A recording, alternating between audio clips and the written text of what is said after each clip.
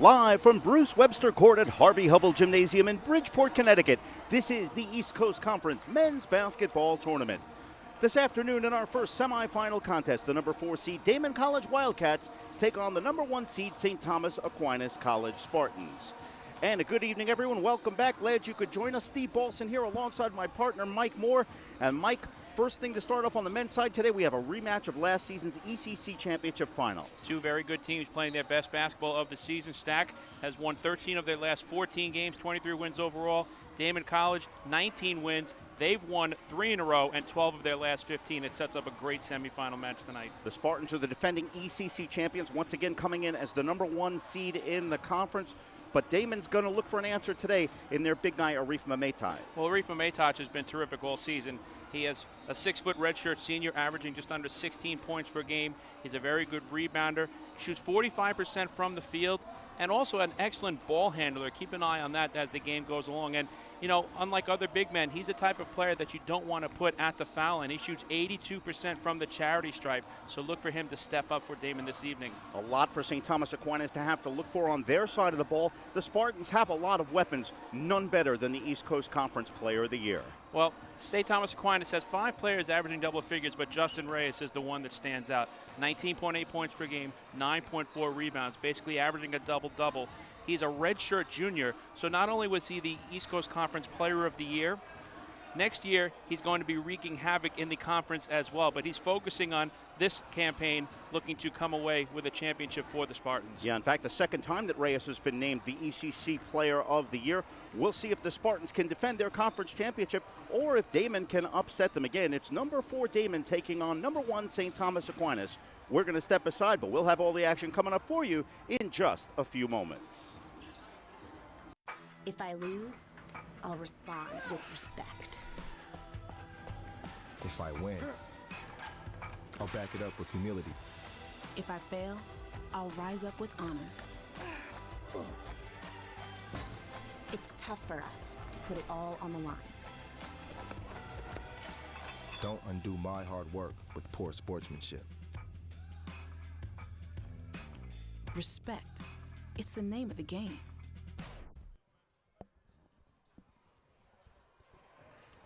And we are back here at the Bruce Webster Court at Harvey Hubble Gymnasium. University of Bridgeport is the site of the 2017 East Coast Conference semifinals and finals. Glad you could join us. Steve Balson, Mike Moore with you at courtside. And Mike, again, both of these teams, a little bit of something to prove each in their own way. Spartans looking to defend the East Coast Conference Championship, while Daemen looking to avenge last season's loss. Absolutely, Stephen. Look for a lot of points in this game. St. Thomas Aquinas averaging 88.2 points per game.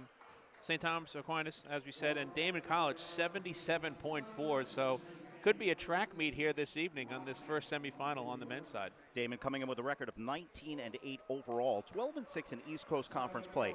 St. Thomas Aquinas at 23-5, 15-3 in conference play. Stack started the season with a 10-game winning streak and then lost 4 in a row. So it's been something of an up and down season. Since that point, the Spartans have won 13 of 14 games under fourth-year head coach Tobin Anderson. The Wildcats of Daemen coached by Mike McDonald in his 3rd year. And as the starters are being brought to the crowd here at Hubble Gymnasium, we'll bring them to you as well. For Daemen, starting in the guard slot, a 6-foot redshirt senior, 3rd-team all-conference selection, Supreme Hanna. He's out of Rochester, averages just under 14 points per contest. Another redshirt senior, Jesse Lalka from Tonawanda. He stands at 6'2" in the backcourt, along with Darius Garvin, a 6'1" sophomore from Elmira, New York. Arif Mamaitai, who we focused on in the open, he was a 2nd-team all-conference selection, stands at 6'7". He's a redshirt senior from Jamaica, New York. And Jeff Redband, one of the most promising rookies in the conference and a big three-point threat. He stands at 6'7" and shoots from the perimeter. He's out of Batavia, New York, averaging just under 12 points per contest. For St. Thomas Aquinas College, for the 3rd consecutive year, the ECC regular season champions, James Mitchell will be running the point. He's a 5'9" guard out of Washington, D.C. Chaz Watler has become the forgotten man on this team. All he was a 2nd-team all-conference selection. All 4 years at St. Thomas Aquinas, Watler made the all-conference team. He stands at 6'2" out of Brooklyn, New York. Justin Reyes, the ECC Player of the Year, is at forward. He's a redshirt junior from Haverhill, Massachusetts.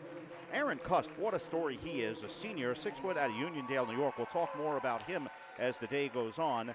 He's in the guard spot. And Jules de Courtenay, a 6'6 forward out of Brisbane, Australia. Rounding out the starting five for St. Thomas Aquinas. For the Spartans, Jonathan Lawton, the promising reserve guard, is out of action today. He has been out of action for the last few weeks with a lower body injury, and he's standing there with a boot at courtside right now. So no telling if or when he's going to be ready, but certainly it will not be today. Steve, I think the very interesting thing to watch as this game moves along is the decision on the part of Mike McDonald. We talked about Mehmetai in the open, how successful he is leading the team in scoring, 6'7".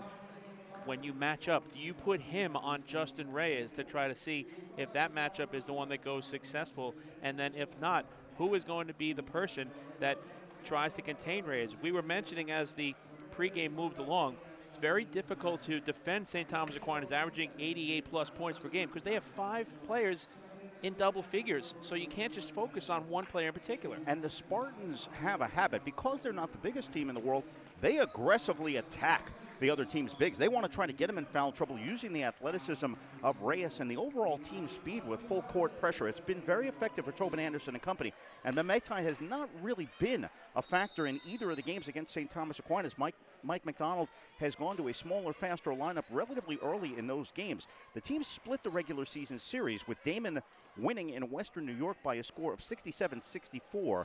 St. Thomas Aquinas returned the favor in a big way in Spark Hill and Rockland County with an 84-50 decision. That was just a few weeks ago on February 15th. Referee Doug Abrahamian is ready to start things up. His crewmates today are Robert Barker and Doug Grant. St. Thomas Aquinas wins the opening tip. Daemen as the lower seed in the road black uniforms with blue letters and numbers. St. Thomas Aquinas in the home Vegas gold, moving from broadcast left to right. Reyes ducks under, goes up with the left hand, and Justin Reyes strong to the hoop to start things off for St. Thomas Aquinas. Terrific start. He got position on the low blocks and was able to finish easily. Mehmetai almost took the extra step as he approached the midcourt line. Wildcats do break the pressure. Left side, here's Red Band for 3. That's short. Reyes skies for the rebound. Mitchell surveying the scene, pulls up, fires a 3. Good. James Mitchell and the Spartans, after 40 seconds of play, are up 5-0. St. Thomas Aquinas shooting 51% from the field this season. A terrific shooting team, and they are off to the quick start, as you mentioned, the first 5 points. Well, again, St. Thomas Aquinas winning the second matchup of these teams by 34 points. You don't expect that kind of game today, but you also have to figure that Stack would like to get Damon thinking early. And a turnover there as Supreme Hannah attacked the basket. Nice job by Mitchell saving it on the baseline. And the foul is called. First minute and 2 seconds have belonged to St. Thomas Aquinas. A very fast start for them, just what Tobin Anderson is looking for. And if you're Mike McDonald here, it's early on, but the first 5 minutes of this game is going to be the key. Weather the storm. You know Stack is going to come out with a lot of adrenaline and just try to stay with them point for point and then see how the game moves along. We've talked throughout the day about the schedule. The Spartans have not played a meaningful basketball game in about 2 weeks. And we'll get to that in a moment as Wattler with a fall-away 3. Back rims, and Mehmetai has the glass. There are 11 teams in the East Coast Conference, and Dowling College closed. That narrowed it down to 10. However, in the original rotation, everyone was supposed to get a bye. Left corner fall away by Garvin is short. Lalka battling for the rebound is tied up by Aaron Cust. Alternating possession goes to Damon. But because of Dowling dropping out, the schedules were already set up, so actually 2 teams ended up with byes in an unbalanced schedule. Stack got the bye the last Saturday of the year. And with the first conference bye last Wednesday, they haven't played a meaningful game in almost 2 weeks. Their last game was against Mercy, which went winless in conference play. But Stack is not showing any ill effects here in the early going. Well, we saw it on the first game we had today with Queens College lose at NYT. Queens a top seed, and they were very flat early on, having not played in a significant period of time. But Stack, like you said, came out quickly here, and they got the first couple of baskets made on a field goal from Reyes and then a 3 from from James Mitchell. Officials conferring in front of our broadcast position. Not sure exactly what the issue is. St. Thomas Aquinas has the ball. Tobin Anderson getting an explanation from referee Doug Grant. And Stack will take it with a 5-point lead. We played 1 minute and 40 seconds. Sometimes the toughest thing is to just get over the hump. For Damon, maybe it's just the one field goal they need to get on the board that could get them going. Reyes backs his way in on Lalka. Reyes spins into trouble, into the double team with Mamaitai. Goes high off the glass, short. DeCourtenay can't come away with the rebound. Mamaitai does. Pass picked off by Watler. Watler almost got it on the second go-around, and somehow tight ropes the baseline. Hands it off for Mitchell. Mitchell is fouled on his way to the basket, and the Spartans right now, that's 3 fouls already on Daemen, creating havoc. And this is what you're going to see out of St. Thomas Aquinas. They score a lot of points, but they also play tremendous defense. They protect the basketball, averaging just under 14 turnovers per game, but they force 20. So when you're on the plus side in that category, you're going to win a lot of basketball games. Spartans play a very high-pressure, up-tempo game, and it looks like they give up a fair amount of layups, but in the aggregate, they want to wear teams down with their athleticism. Tobin Anderson goes deep into his bench as Reyes kicks cross-court for Mitchell for a fall-away 3. That's short. Reyes pushes off in the corner, and the long rebound comes out for Darius Garvin. A lot of times when you see Reyes getting position on the blocks, the double team comes over. That time, unselfishly passes off. A good look, but no finish for the Spartans. Red band fall-away 3. Mitchell starts for Stack, surveying the scene. Finds DeCourtenay splitting the seam for the layup. Terrific look there from James Mitchell to a streaking DeCourtenay, and he was able to finish. Threading the needle might be a little cliche, but that is exactly what James Mitchell did on that pass. And there's the timing that this Stack team has developed. Mamaitai trips over his own feet. Not sure exactly what happened, but he just lost his footing. No look pass, Mitchell to Reyes. Reverse layup is good. Timeout, Damon. Well, there's Mitchell again, creating the opportunity, forcing the timeout. Comes off of the turnover, goes in transition, finds a cutting Reyes, and he was able to finish with the reverse layup. As we take a look at the replay, and like you said, Mamaitai simply fell down. Here's Mitchell in transition. He has the numbers, looks behind him and sees the advantage, and a terrific look underneath, and Reyes with the easy reverse layup in the finish. You could read Mitchell's mind on that play as he saw Reyes sneaking in on the baseline. He knew exactly what he was going to do. The Spartan team has had a lot of time in the gym to practice. Sometimes that's a bad thing, but getting a chance to speak with Tobin Anderson, he said, you know, last year it was a little hard having the week layoff. This year we're a little banged up, and it gives us a chance to get healthy. And certainly the Spartans looking healthy early on as they start to go to that bench rotation. Dan Wilson coming into the game along with Adam Koziol. Well, Steve, this is part of the balance that we're talking about. You know, the 6, 7, and 8 players on the roster put up just as good in terms of numbers that the starters do for Stack. Ross Greenfield also in for Stack. Jaleo Wilkes with the ball now, making his first appearance for the Daemen Wildcats. They're down 9-0. And Mike McDonald had to call that timeout just seconds before what would have been a media timeout. Does not want this to get out of hand early. Mamaitai goes right around Mitchell and throws it down. That's a terrific take from Mamaitai. He beat the defender. The help defense never came over, and he was able to finish with the flush. An offensive foul was called on the baseline as Dan Wilson was battling, looked like with red band. And Steve, this goes back to the point I made just moments ago. Now Daemen is on the board. They get the dunk from Mamaitai. They get the stop on the defensive end. Maybe that momentum will carry them over on this possession. Dion Hamilton, the redshirt sophomore, comes into the game. Hamilton actually did perform well in both games against St. Thomas Aquinas with double figures in scoring. So Mike McDonald looking to see if he can help jumpstart the Wildcats offense as they trail by 7 here in the early going. St. Thomas Aquinas ranked 4th in the East region. Press break by Damon, and the block is called. And Dan Wilson has picked up 2 very quick fouls. So Tobin Anderson shows some full court pressure early. Damon easily breaks it, and they had a 2-on-1 opportunity. Numbers and a strong take to the basket for the Wildcats, and it will result in 2 free throws here for Dion Hamilton. Hamilton, a 62% shooter on the season from the stripe, bends the wrist, makes the first. Damon also a very good foul shooting team at 74% overall. For St. Thomas Aquinas, Shaquille McFarland in. McFarland missed the last few games of the season due to an ailment. And he's one of the players Tobin Anderson was looking for to get healthy. He makes his first appearance of the day. He has the ball now, eyed up by Supreme Hannah. Damon's bench getting into it with a defense chant. They've trimmed the deficit to 5. McFarland kicks outside for Koziel. Left side dribble penetration by Greenfield, who goes to the hole. Ross Greenfield has a bucket for Stack. And that's another terrific take there by Greenfield. He saw the baseline, nobody was over to help out, and he was able to finish easily. Stack again showing full court pressure, up by 7. Hannah breaks it. Red band dribbles out of traffic, and Greenfield cuts off his path to the hoop. Hannah, left side 3, short. Long rebound past Greenfield. Red band pulls up from 10. That back rims. McFarland has lost a shoe. Mamaitai misses the shot. Rebound comes underneath. It's good and a foul. Dion Hamilton with the putback in a crazy sequence.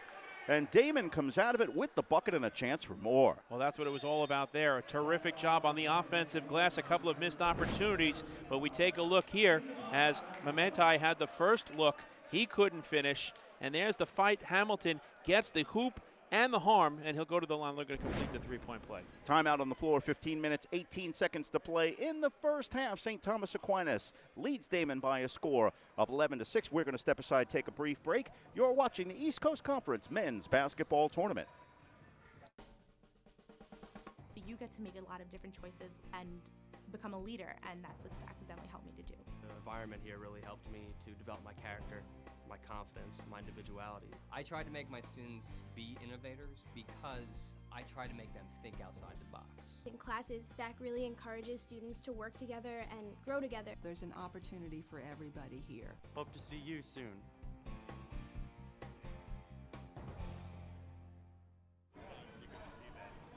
What?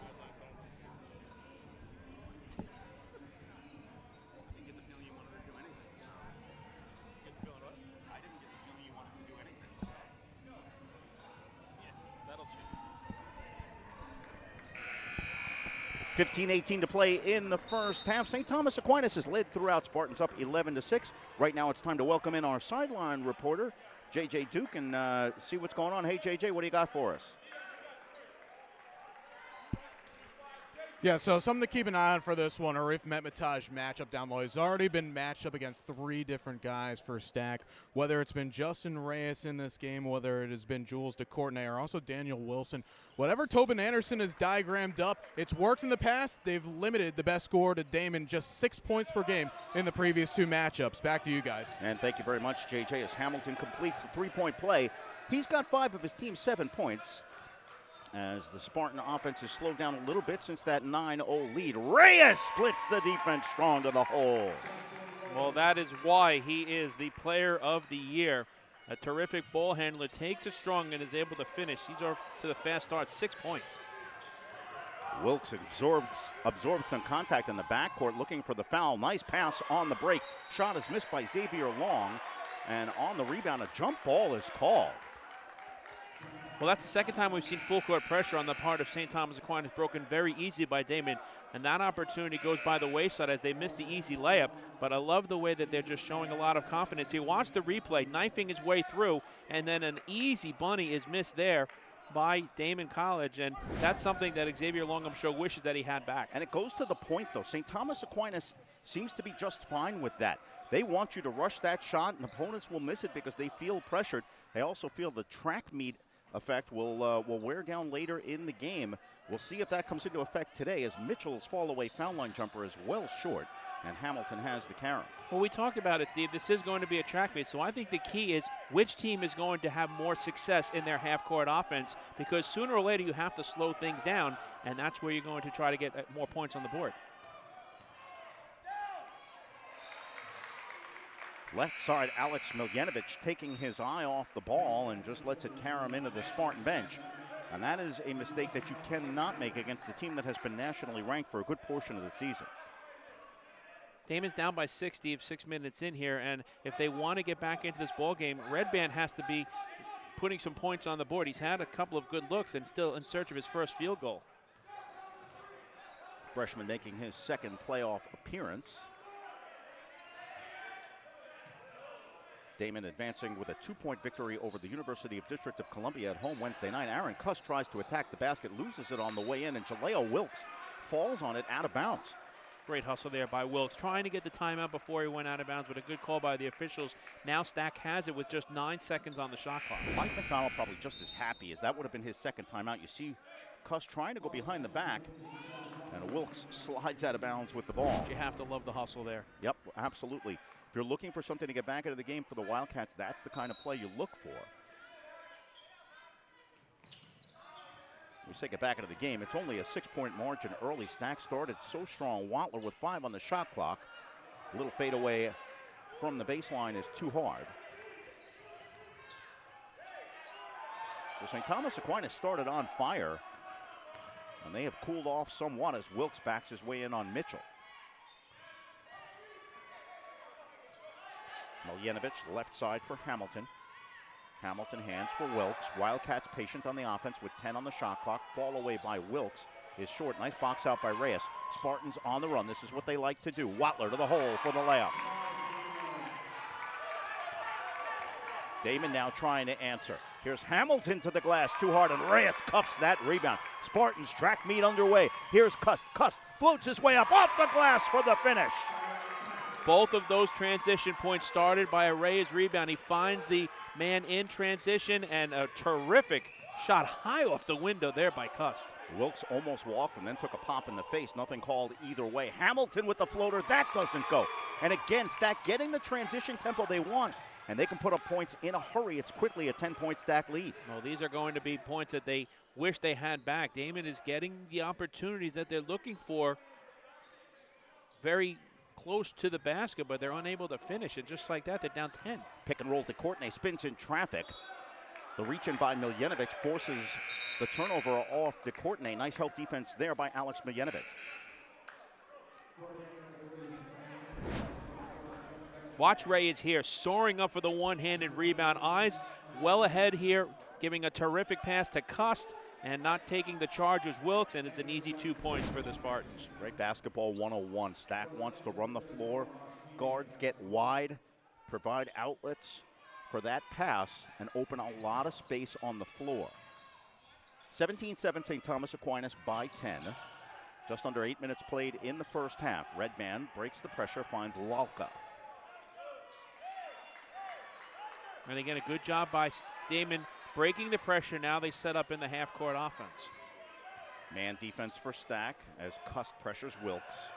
Lalka with Mitchell on him. Lalka loses it, but Mitchell got a piece of it, so he can pick this ball up. Shot clock is winding down to 3. They're going to call that a backcourt violation, and I think they're going to correct this call. Doug Afrahamian saw it. Robert Barker wants to call it a backcourt violation. They're going to call that Stack ball. I don't know that that's a good call. It looked like Mitchell got a piece of it, but there was only 3 seconds left on the shot clock. I don't know if Damon could have gotten a shot off. Well, let's take a look here on the replay. Yep. And yeah, Mitchell slapped it. Absolutely. Now, Lalka picked that ball up. The shot clock was down to 3, so Damon would have had a hard time anyway, but Stack getting the benefit of the doubt on that one. That brings us to a timeout on the floor with 11 minutes and 50 seconds to play.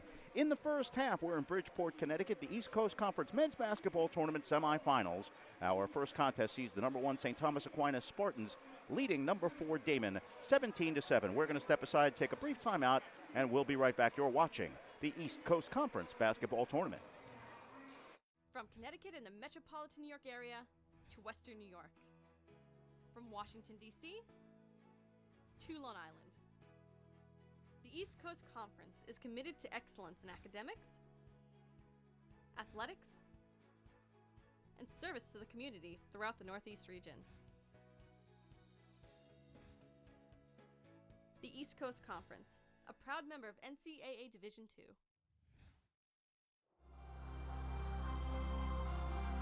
We are the ones who broke our toys, just to put them back together again. The ones who were popular the night before the big test. The ones who are into drugs, the kind that cure diseases. The curious, the inventive, the geeky, and the ones who determine our own destiny. We are NYIT.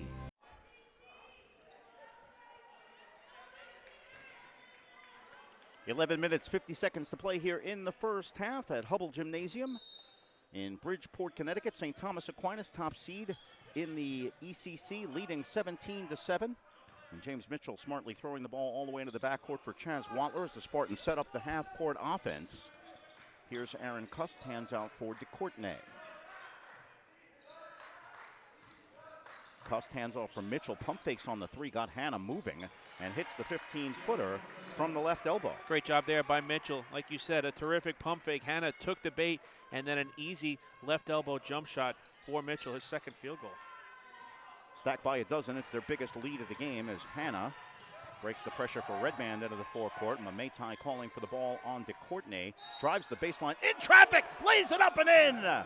Mamaitai will go to the line with a chance for a three-point play. Well, it looked like the baseline was cut off, but Mamaitai tiptoeing it, able to stay with it, draws the contact. Watch the replay here, goes right by DeCourtney. The help defense comes over, but he's able to get the shot up and draw the contact. That's a terrific take by Mamaitai. Foul wasn't put on the board, and I think they did. They put it on DeCourtney. Looked like Cuss might have gotten a hand in coming over late, but it was DeCourtney with the body. Mamaitai misses the free throw. He's an 82% shooter from the line, so you're not going to see that very often. Does, however, trim the deficit to 10. It's 19-9. Cuss looking for help.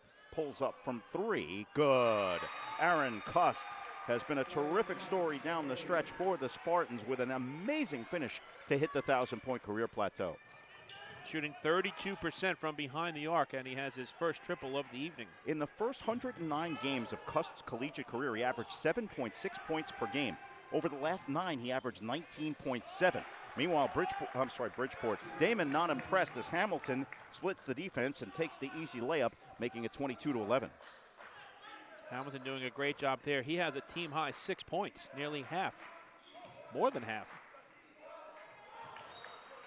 On the pick and roll, DeCourtney can't quite handle the hot pass from Mitchell. So a turnover on St. Thomas Aquinas. P.J. Alkins comes in for the first time for St. Thomas Aquinas. Justin Reyes back into the game, along with Shaq McFarland. And this again is what we were talking about, the depth of the personnel that St. Thomas Aquinas has. They can give their starters a couple of moments on the bench to just replenish the fluids and rest their legs, and then they bring in their backup players and they still have a double-digit lead, and then they can go back to that starting five and try to add to it as well. St. Thomas Aquinas a year ago advanced to the NCAA East Region semifinals. They did it with a thrilling buzzer-beating victory against Southern Connecticut. Midway through the first half, glad you could join us. Steve Balson, Mike Moore, J.J. Duke. Mamaitai pulls up right corner three. Just rims out. Alkins has the rebound. Numbers back for the Wildcats. Reyes sets up. Finds Watler. Watler decides to heave up a three and hits. Chaz Watler, how do you do? Nothing going on here, three-pointer. And he thought he was fouled as well, shooting 43% this season from downtown. He's able to pick up his first trifecta of the evening. And again, I think that's the thing that opposing coaches look at with Stack. The shooting percentages are so high. And shots like that, not necessarily high percentage shots, they're just good. What a pass for Redband, who lays it in. First points for the redshirt freshman. And again, a great job by Damon just finding the open player. The points they're scoring have been in the low blocks. And, you know, with a couple of those missed opportunities on layups, this could easily be a 4 or 5 point game. 25-13, Stack by 12. Alkins rotation for Greenfield for three. Good! Ross Greenfield, only his fourth three-pointer of the season. He was 3 for 12 coming in, and that is the fourth three-point field goal of this half for the Spartans. 28-13, and Damon slowing things down again. There was a chance to attack the basket there. Stack wants that. Damon knows if they've got a chance of staying in this game, they've got to bring it into a half-court game. They don't want to run with this Stack team. Foul called as Watler reaches across Mamaitai. Stack, after going a little cold, coming back and starting to get back into a hot groove, as you see the terrific extra pass over to Greenfield, and he knocks down the three-pointer. But, you know, that's part of a good St. Thomas Aquinas team, that extra pass. The defense eventually gets tired and breaks down, and you have a wide-open look like Greenfield had. Yeah, and the person cannot travel as quickly as the ball does. If the rotation is quick enough, you can't guard it, and the Spartans are as good at it as any team in the region. Mamaitai on the baseline, moves on Reyes, falls through traffic, and is called for the traveling violation. Good defense by Reyes. And Steve, just going back to that last possession by Greenfield, you know, if you're Mike McDonald, sometimes you just have to tip your cap to the opposition. I mean, Greenfield had 3 3-point field goals all season long, so you're going to be willing to give that open look to him. Yeah, there's a point you're going to say, I'm going to give you that shot, and if you're going to hit it, we're in trouble. Exactly.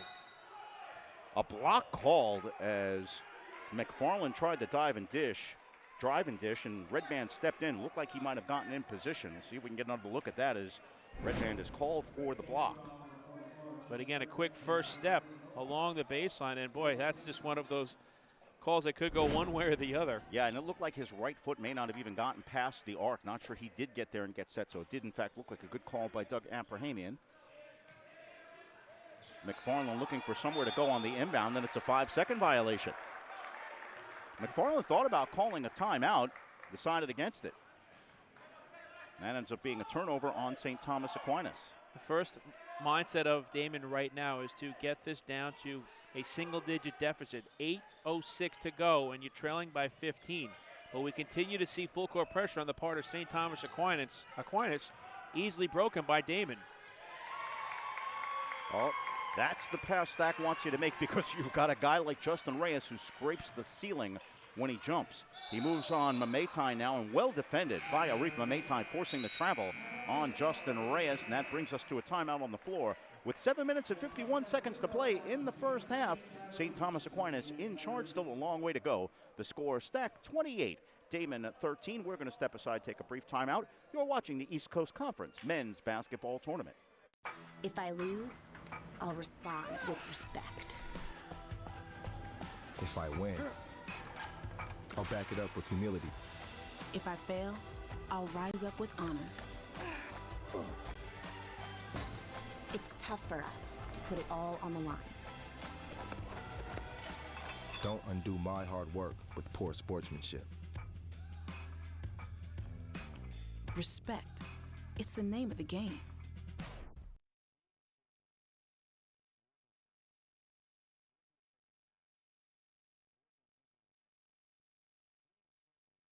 Takes the spirit to always push harder, the ability to overcome any hurdle, and the fire to be the best.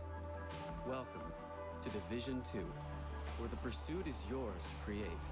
And the question isn't, can you do it? It's, will you?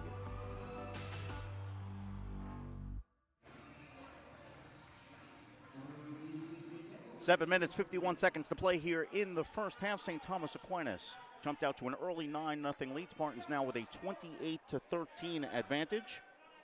And we'll send it down to our courtside reporter, J.J. Duke, and see what's going on at courtside. What's up, J.J.? Eavesdrop on both conversations. Tobin Anderson just continued to work patience into his team.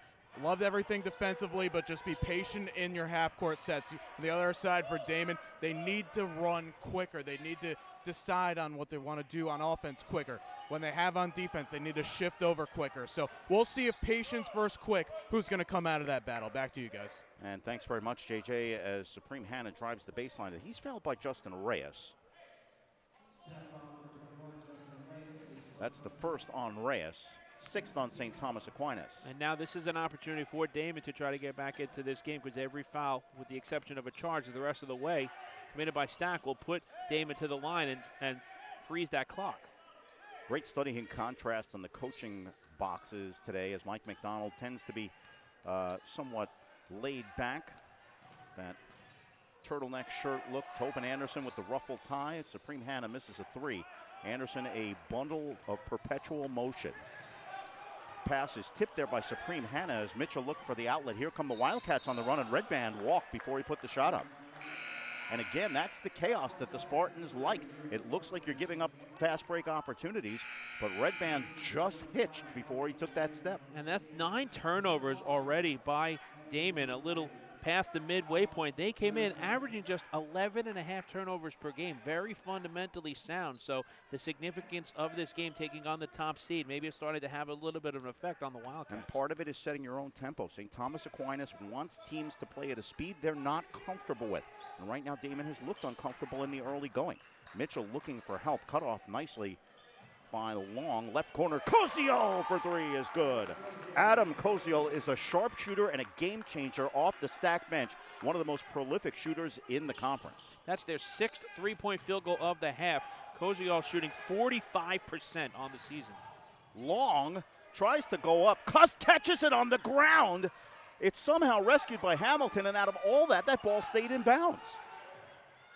Cozio pump fakes on the three. Now he drives and kicks out for Mitchell. Mitchell in traffic, bounce pass for DeCourtney, can't handle it cleanly. He goes to the deck, and a jump ball is called smartly by Doug Abrahamian. Not really established control there, but it looked like that could be an ugly sequence. And on the alternating possession, it goes to Daemen, trailing by 18. Watch this again as the pass goes underneath. The possession was lost, but look at the bodies diving on the floor. Stack and Damon both fighting for the jump ball. It's the postseason here right now, Stephen. You could see it the way these two teams are playing. But that is a great job by the referee. Neither team really had an advantage there, as Supreme Hannah with a beautiful drive and dish for the finish by Miljanovic. But the referee getting to finish the point saw potential injury or a chance for things to get a little bit ugly. Blew the whistle early. Nobody hurt by that alternating possession. That's a good call.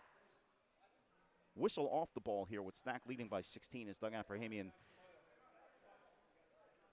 I believe, was looking at the clock, or perhaps there's some blood by Supreme Hannah. Yeah, Supreme Hannah dabbing in his nose now, being attended to by the Wildcats training staff. So he comes to the bench. And Steve, how about Supreme Hannah? You talk about speed.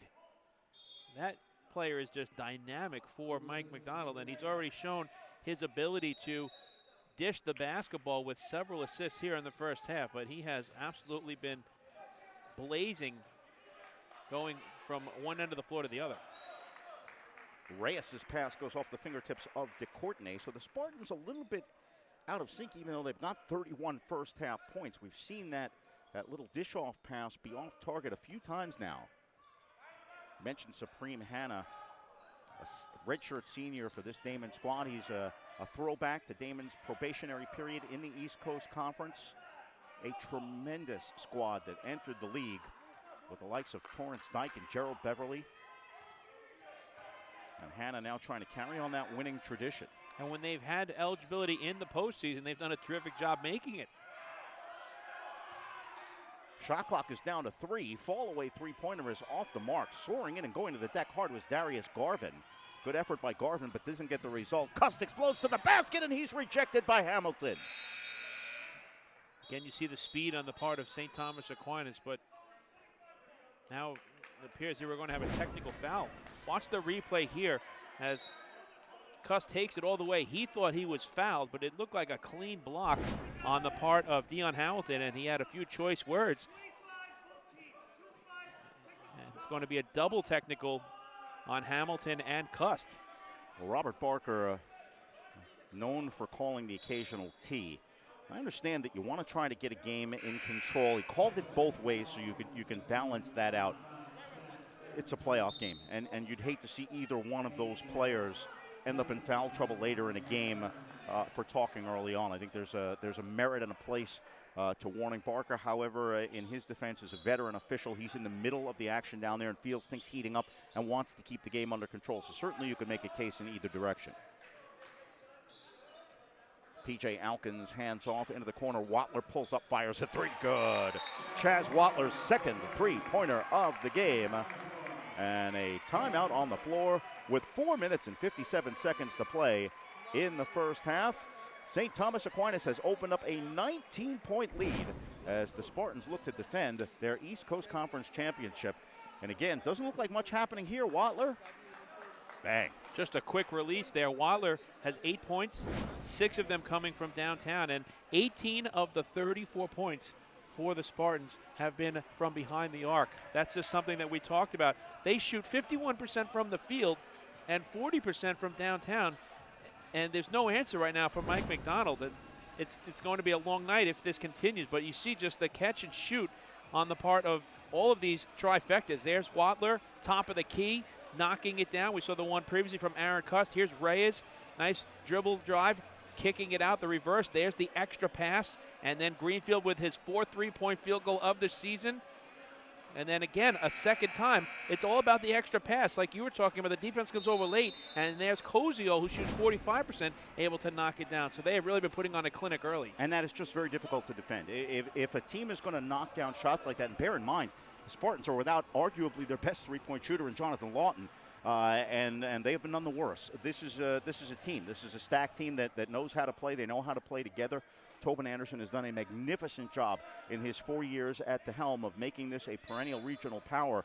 And the Spartans right now are off to the races. Daemen looking for some answers under Coach Mike McDonald, trying to claw back into this contest. And Steve, just want to give quick kudos out to our crew here, doing a terrific job providing everyone with the camera work and the replays. It's just been a fantastic first day of a long weekend of basketball. Indeed, our friends at the PAC Network, we're getting into caffeine time here as game number 3 out of 4 on semifinal Saturday, if you will, as Damon now trying to spread the floor and make Stack's defense work a little bit. Mamaitai kicks it into the left corner. Hannah back into the contest after the bloody nose. DeCourtenay has the rebound. Play on, they say. Now that Hannah's shot did not hit the rim, so the shot clock kept going and didn't reset when DeCourtenay had the rebound. Elkins is blocked by Hannah, and it goes out of bounds. What an effort by Supreme Hannah. I love that. Supreme Hannah misses an easy layup down low on the other end, sprints all the way back, and you talk about a vertical leap and a wingspan. He's just 6 feet tall, and he blocked that shot, doing a terrific job. And P.J. Alkins felt he was wide open, squared up, took his time looking to the basket. Alkins is another player who's received a lot more playing time in Lawton's absence, and he's been exceptional as DeCourtenay can't find the timing with Reyes. Sends it out of bounds. Another turnover on St. Thomas Aquinas. Steve, this is a big 409 for Daemen College. They're down by 19. Obviously, there's no 19-point shot. But what you want to try to do here is just have a couple of good possessions going into the half and then get some stops on the defensive end and then just see if that momentum in the final 4 minutes here will carry over into the second half of play. Yeah, I think it's just a confidence matter of wanting to see some of your stuff work, be effective. And Damon really has not had the opportunity to do that. We saw that in our second women's game where Malloy started to get the offense in sync in the third quarter and carried that momentum through a big 20-point victory. Mamaitai, right corner three. There's an answer. Arif Mamaitai with a three-pointer. He's got 7.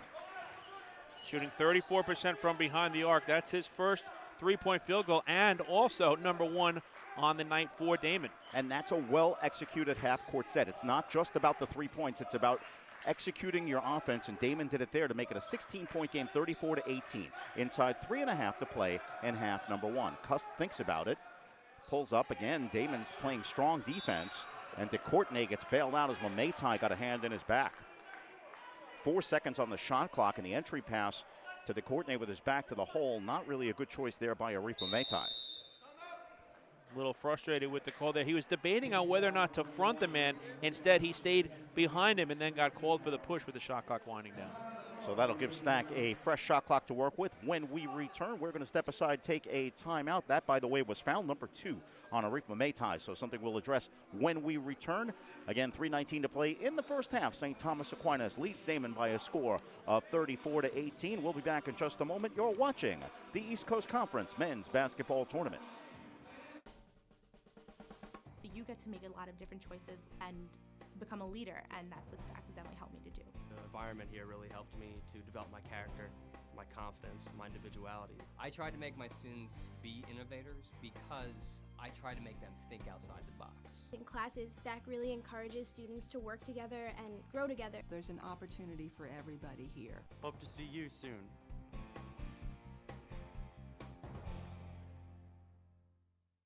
From Connecticut and the metropolitan New York area to Western New York. From Washington, D.C. to Long Island. The East Coast Conference is committed to excellence in academics, athletics, and service to the community throughout the Northeast region. The East Coast Conference, a proud member of NCAA Division II. 3 minutes, 19 seconds to play in the first half of tonight's first men's semifinal. Darkness starting to descend on Bridgeport, Connecticut as we get into the later afternoon hours. Later on tonight, we will see number 2 Malloy, perhaps the best story on the men's side of the ECC this year under Charlie Marquardt. They will take on the number 3 seed as Aaron Cust has it. Cust looking for help, finds DeCourtenay. DeCourtenay from 16, well off the mark. Now 1 and done there as Damon gets the stop. 16-point game under 3 minutes to go. Just need to continue like you were mentioning in their last possession a good half-court set, but they turn the ball over. Yeah, Hamilton just stutter step there. Those are the unforced kind of turnovers that will make Mike McDonald lose sleep tonight, because Stack makes you work so hard for every possession. You can't just give one away. Getting back to that later game tonight, it will be the University of Bridgeport, the host for this weekend. They have done such an exemplary job this weekend so far, as they always do. Reyes square straight away for three. He doesn't get the roll. Reyes attacks the basket and brutalizes Darius Garvin. It'll be Bridgeport playing Malloy in that late game. That'll start at 7:30. And that's his second personal foul for Reyes. So decision time here on the part of Tobin Anderson. Don't want him to pick up that third. He gets a nice look from the top of the key, and he almost got the shooter's touch. And then it's a good job boxing out there by Damon, and Reyes is well over the back of Darius Garvin, and he will sit down. That's a good decision. You don't want him to pick up number 3. You have a comfortable lead at 16, and he can get some rest for the rest of the half. And again, although Reyes is the ECC Player of the Year, the St. Thomas Aquinas team is not about any one player. So Tobin Anderson has that luxury of going deep into the rotation, as Darius Garvin steps to the line for the first time, a 76% shooter from the stripe, and drains the first of 2. Wildcats now 4 out of 5 from the line. And it's an embarrassment of riches for Stack, because like we were talking about, they have that balance. So Reyes can sit down. We'll keep an eye on it, as it's now a 14-point game. We'll see what Damon can do in the rest of this half. Try to make it, like we were saying, under double digits. That's the coach in me coming out here, trying to stay positive the rest of the way, Steve. Oh, you see the game from a different light when you actually call the signals, don't you, as Watler misses the 3. Here's Jaleo Wilkes on the rebound. Stack with numbers back. Wilkes on the crossover dribble, throws the ball behind Alex Borges, who's making his first appearance in today's game. Wilkes looking for help, finds Hamilton.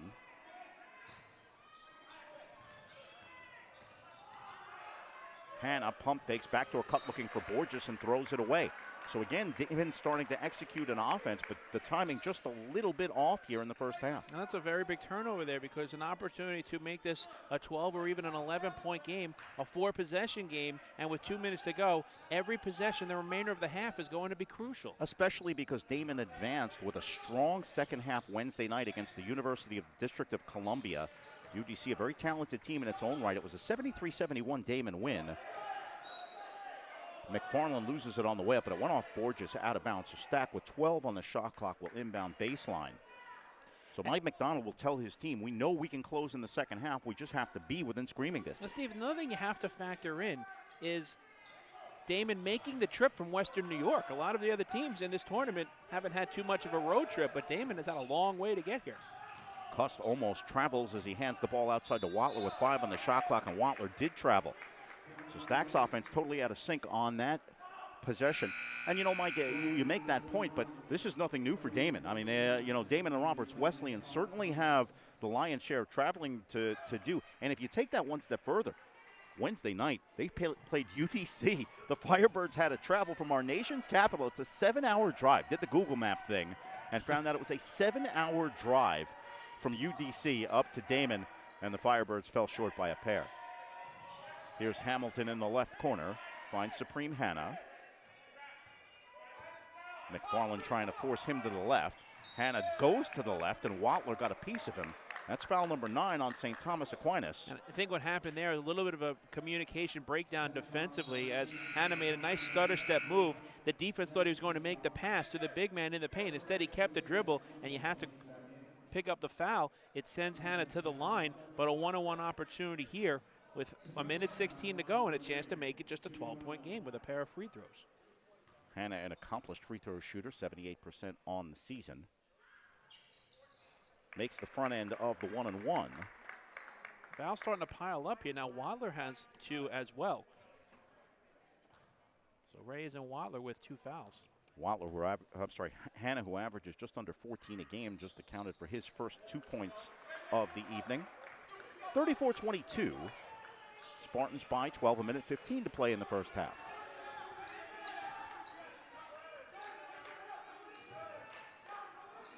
Aaron Cust faces the basket. Spartans spreading the floor. McFarland seeing nothing there, pulls it back out. Mitchell crossover dribble, well defended by Hannah. Wildcats bench enjoying it, and well they should. Mitchell with nowhere to go, fall away 3, good! James Mitchell in one ugly half-court set buries a three-pointer. Boy, that is tough if you're Daemen. That's so frustrating. Shot clock winding down. Daemen thinks they have a stop and a chance to make it either a 10 or a 9-point game, and now they look up. One possession here, they're trailing by 15. And again, good teams do that. We've seen Mike Rowan's Bridgeport Purple Knights do that so often in recent years, as they've been one of the dominant programs in the conference. Defense tapping that ball out of bounds, making Daemen work for the floor. Mametai comes into the game with 26.6 to go, as does Red Band. Shot clock is at 10, so a 16-second differential, with St. Thomas Aquinas holding a 15-point advantage. And 7 3-point field goals now in the half. 21 of their 37 points for the Spartans have been from behind the arc. Just a tremendous display of shooting. Going to have the great honor of being joined at halftime by the commissioner of the East Coast Conference, Bob Dranoff, also a longtime colleague and friend, as Hannah loses it, but Mitchell is called on the reach-in, drawing an awe from the Stack faithful. And that puts Stack in the double bonus as we take a look at the replay here. Just again, a little bit of a mishandle on the part of Hannah, and he tries to thread the needle. He's able to do so on the reach-in call by James Mitchell. Hannah makes the first. This is something Tobin Anderson likes to do, that it's just the little things that make good coaches great coaches. You got Watler and Reyes with 2 fouls. Looks like you're going to have one final possession. Put 2 of your offensive best players on the floor. You know, you do run the risk of an offensive foul, but he's willing to take that chance to increase the odds of Stack getting a couple of more points out of it. And you have 2 veteran players as well who know the situation and are aware of the fact that they have to be careful and not pick up that third. Here's Mitchell into the forecourt with 13 to go. Spartans can hold for 1. Reyes faces Red Band. Jump stops in the lane, and a travel is called. Now, I'm not sure Robert Parker had that one right. It did look like Reyes jump stopped and possibly fooled the official, but not great clock management there by the Spartans either, as Reyes went to the basket a little bit earlier than he might have. And great job again by Tobin Anderson. Defense back in for offense. Don't want Wadler and Reyes to pick up those third fouls, so he makes the numerous substitutions once again on what could be the final possession of the half. And again, 8.4 seconds to go. Plenty of time for Daemen to get off a good shot, possibly get this to a 10-point game. Hannah stutter steps, backs off Mitchell. In traffic, Hannah leans in. Good! A three-pointer for Supreme Hannah. And Daemen has fought its way back. It's still a pretty decent deficit at halftime, but they'll go into the locker room. The officials conferring now. And I don't think they've signaled. They just put 3 up on the scoreboard to make it 37-27. Now, we do have replay capabilities here at the table, so the officials will probably take a look. At the very worst, Daemen is going to have cut the deficit to 11. But right now, the scoreboard reads Stack 37, Daemen 27 at halftime, as ref Doug Abrahamian takes a look. He definitely got the shot off, so that's not a question. But like you were saying, was it a three-pointer? From the naked eye, it did appear that he had both feet behind the line, did Supreme Hannah. And like you were saying, either way, it's a big momentum boost because now they're within 10, but no matter what, it's an 11-point deficit and a strong finish to the first half of the Wildcats. And as we spoke about in that last 3 minutes, it was Daemen doing some good things. You wanna feel like you have a chance, like you belong in a game like that. And Daemen really didn't for the first 17 minutes or so, but they did find a way to finish strong and have brought themselves back to within a 10-point deficit at halftime. Right now, we are at halftime with Stack holding at least a 10-point lead. We're still awaiting the decision, but right now let's send it down to J.J. Duke with the head coach of St. Thomas Aquinas, Tobin Anderson. Well, thank you very much, guys. Tobin Anderson here with me. And, Coach, you're able to get balance across the court scoring today. What have you seen on the floor that's made that successful? I thought when we didn't turn the ball over, we got shots and took our time, we were patient, we scored a little bit. You know, our defense was great for the first about 15 minutes. We fouled a little bit down the stretch. We let some things get loose on us a little bit down the stretch, and they had 13 points with about 5 minutes to go, and they got 27 points. So our defense dictates our offense. So I thought we were a little bit sloppy the last 5 minutes. I was hearing in your huddles, patience, patience, and patience. Why is that so much of a common theme for you guys? We're a good offensive team, so if we share the ball moves, then we'll score points. So we get a little bit too impatient. We had a few too many turnovers, And once that started happening, we stopped scoring. So just being patient, getting good shots. Damon's made a little run here to close out the half. What are you going to tell your team in the locker room to clamp things down on the defensive side? We know how we want to play, and it's 0-0. Start over the half again, and let's come out some energy, and let's. We have to score to press. Our press is pretty good. We stopped scoring. We start turning the ball over. That hurt us a little bit. So we'll get back to our defense right now. All right, best of luck in second half. Thanks a lot. All right, that was head coach Tobin Anderson of Stack. Back over to you guys. And thank you very much, JJ. Halftime here in Bridgeport, Connecticut. The first of two men's semifinals. Again, later on tonight, it'll be number 2 Malloy taking on number 3 Bridgeport. And at halftime, St. Thomas Aquinas holding a 37-27 lead. Spartans looking for their second consecutive East Coast Conference Tournament Championship. Spartans coming into postseason play as the number 4 ranked team in the East region of the NCAA. And if you're not familiar with how it works, 8 teams advance to the National Division II tournament in each region. So 3 of those bids are awarded by the strength of automatic bids to conference champions in the East Coast Conference, the CACC Central Atlantic Conference, and the Northeast 10. And then the other 5 are offered on an at-large basis. So St. Thomas Aquinas is in pretty good shape regardless, while Daemen will need a conference championship if they're looking to extend their season. We'll address that as the weekend goes on, but right now it is a privilege and an honor to welcome in the commissioner of the East Coast Conference and a longtime colleague, Bob Dranoff. Bob, welcome. Your reflection on the first afternoon of conference tournament play. Hey, Steve. It's always good to see you here. Yeah, I think, we had expected a good tournament, and so far, the first women's game was super exciting and a big surprise with NYIT taking that one over Queens. And the second one with Malloy moving on was pretty much in the wheelhouse for Malloy, I think. We were just saying, you and I were saying earlier, it's all former Dowling final game between Coach Ken Parham and Joe Pelicane. So former colleagues at Dowling many years ago. So, yeah, of course, the Dowling influence spread throughout the East Coast Conference. We mentioned earlier in the broadcast Dowling closing its doors as an institution after the end of last year. It certainly had a big impact on a lot of the conference. We're going to transition now to a project and bring you in, have a chance to talk a little bit about it that you're behind, the East Coast Conference is behind, called Team Impact. Why don't you share a little bit of information about that? Yeah, thank you. Yeah, Team Impact is an amazing organization that's spread out all throughout the country. Just about every conference in Division II and many institutions in Division I and III have aligned with this organization. What they do is they pair young boys and girls who are in difficult health situations, and what the teams do is that the teams draft these young kids onto their team. They adopt them essentially, and what they do is children are able to.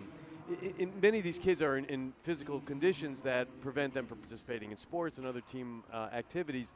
So this is their opportunity to be part of a team. And so what I'll just to tell you real quick, several of our basketball teams over the last few years have drafted young men and women onto their teams. Currently, there's a young lady, Gigi, who is with NYIT women's basketball. And last night we had the opportunity at our awards dinner to honor her. As we honored the all-conference kids, and it's a great opportunity for us to give back to another great organization. Yeah, I don't want to give short shrift to anyone because I know several teams have participated in this. St. Thomas Aquinas women's lacrosse team did. Damen's men's team hasn't. Yes. One of the fun things about it, and a little bit confusing for those of us who are in the profession and maybe didn't know any better, is when you go to those websites, those teams' actual websites, that young person, that young boy or girl, is actually on the team roster in a photo with a uniform, and it's got to just be something spectacular. And to have seen the players and coaches who work with these young men and women, the way they respond and just take them to heart, it is just truly a heartwarming thing. People should go to their website. It's www.goteamimpact.org for more information. There's opportunities for schools and young people and families that are looking to have their children be part of this organization. to get on a team. There's opportunities for them. I think as much as the young people that are put onto these teams that are going through difficult physical situations get out of it, the same thing, the value to the young men and women on student athletes on our programs that are part of those teams that do draft those kids, they get so much out of it. And for that reason, we're a conference that's obviously committed to excellence in academics and athletics.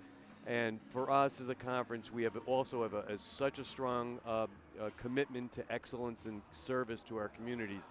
Every school does it, and we're real proud of this affiliation. Yeah, and you read my mind. I was going to go there because this is something, again, probably the vast majority of these athletes are not going to pursue major league sports of any kind. The academics is certainly important, but the community service aspect between the SAC committee and all of the student athletes and the coaches, the administrations have been so supportive of these efforts. What does it mean to you as a commissioner? You've been involved in education and athletics pretty much your entire adult life. What does it mean to you to be the head of something like this, the commissioner of this, and see what the league does as a whole? Thanks for saying that. I think that over the years that I've been in college athletics for over 35 years now, I agree with you completely. I think there's so much value to being part of a program and be part of a team, and the thrill that we get out of the on the court stuff and then seeing students achieve. But I do know that those opportunities to grow as a person by giving to others helps develop the personality, the character of these students much more really than athletics and academics do alone. So when I came back to this position as commissioner, that's one of the things that I said I was going to spend time doing more than perhaps I did as an AD. And so this is really giving me an opportunity to do that. So I'm grateful for the opportunity like this where we could talk about organizations. Last year, just to tell you, last year we were the first D2 conference in the country to raise enough money as a conference to present a wish to a young man from the Washington, D.C. area. He was part of the Make-A-Wish program. This year, I believe we're the first D2 conference to get involved in helping Team Impact raise money. We're giving a portion of all our ticket sales from this tournament to Team Impact, and hopefully it's going to be a lot. These are the kind of things that we want to not just be known as, but we think it's important, and we hope other people think so. And again, the website to visit for more information, www.goteamimpact.org. And if you haven't done so already, and if you want to take a look, if you're perusing the East Coast Conference website at eccsports.org, look around and see some of the wonderful community service efforts that members and teams in this conference have undertaken. It's great to be a part of it. And I know you and I have both been doing this for a long time. It's especially rewarding, I think, for all of us to be affiliated with the ECC. Bob Dranoff, the commissioner of the East Coast Conference, thank you for joining us, and best of luck to everything that you guys do going forward. Great. Thank you, Steve. Bob Dranoff, the commissioner of the East Coast Conference. We're at halftime of our men's first semifinal game, where the St. Thomas Aquinas College Spartans lead the Daemen College Wildcats by a score of 37-27. We're going to pick up our dropped headset, step aside, take a brief timeout, and we'll be back with all the action. Don't forget, 7:30 tonight, we're going to have our final game of the day, second men's semifinal action, number 2 Malloy against number 3 Bridgeport. You're watching the East Coast Conference men's basketball tournament. If I lose, I'll respond with respect. If I win, I'll back it up with humility. If I fail, I'll rise up with honor. It's tough for us to put it all on the line. Don't undo my hard work with poor sportsmanship. Respect. It's the name of the game. Being a champion takes more than talent, more than the perfect pass, more than using your head. Being a champion takes the spirit to always push harder, the ability to overcome any hurdle, and the fire to be the best. Welcome to Division 2, where the pursuit is yours to create. And the question isn't, can you do it? It's, will you? Being a champion takes more than skill, more than endless drills, more than using your head. Being a champion takes the heart to give it your all, the agility to thrive from any angle, and the relentless drive to be the best. Welcome to Division 2, where the pursuit is yours to create, and the question isn't, Can you do it? It's will you. Hi, I'm Drew Bogner, president of Malloy College, and I'm here to share with you some really exciting news. Malloy College was recently named the #1 Value All-Star in the United States by Money Magazine. That's right, #1 in the country. We are proud that Money Magazine has recognized what we've always known at Malloy College. We invest in student success, and we challenge them to succeed. Malloy students are committed to a value system that stresses a strong work ethic, resiliency, professionalism, and leadership. It's why they graduate and why they get hired. We invite you to visit Malloy and see for yourself why you belong here.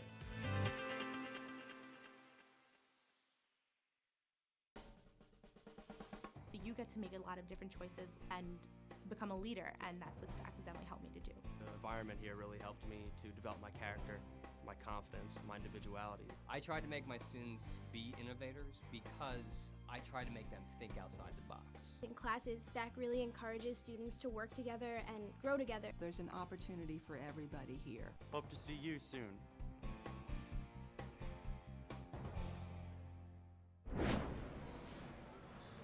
Thank you very much. Here with head coach of Damon, Mike McDonald. Mike, you guys had a nice little run to finish off that first half. What did you see in that to get this back to a 10-point game? Well, I think we had to be a little more aggressive defensively. They made some shots, and we were back on our heels.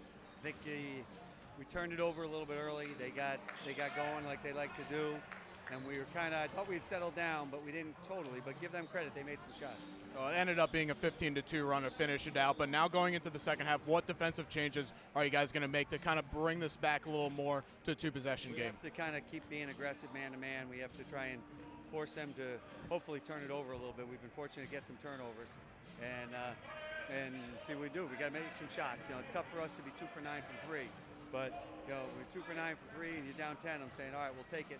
We make a few shots. Maybe Supreme's one at the end of the half will spur us going forward. All right, best of luck in the second half. Thank you, JJ.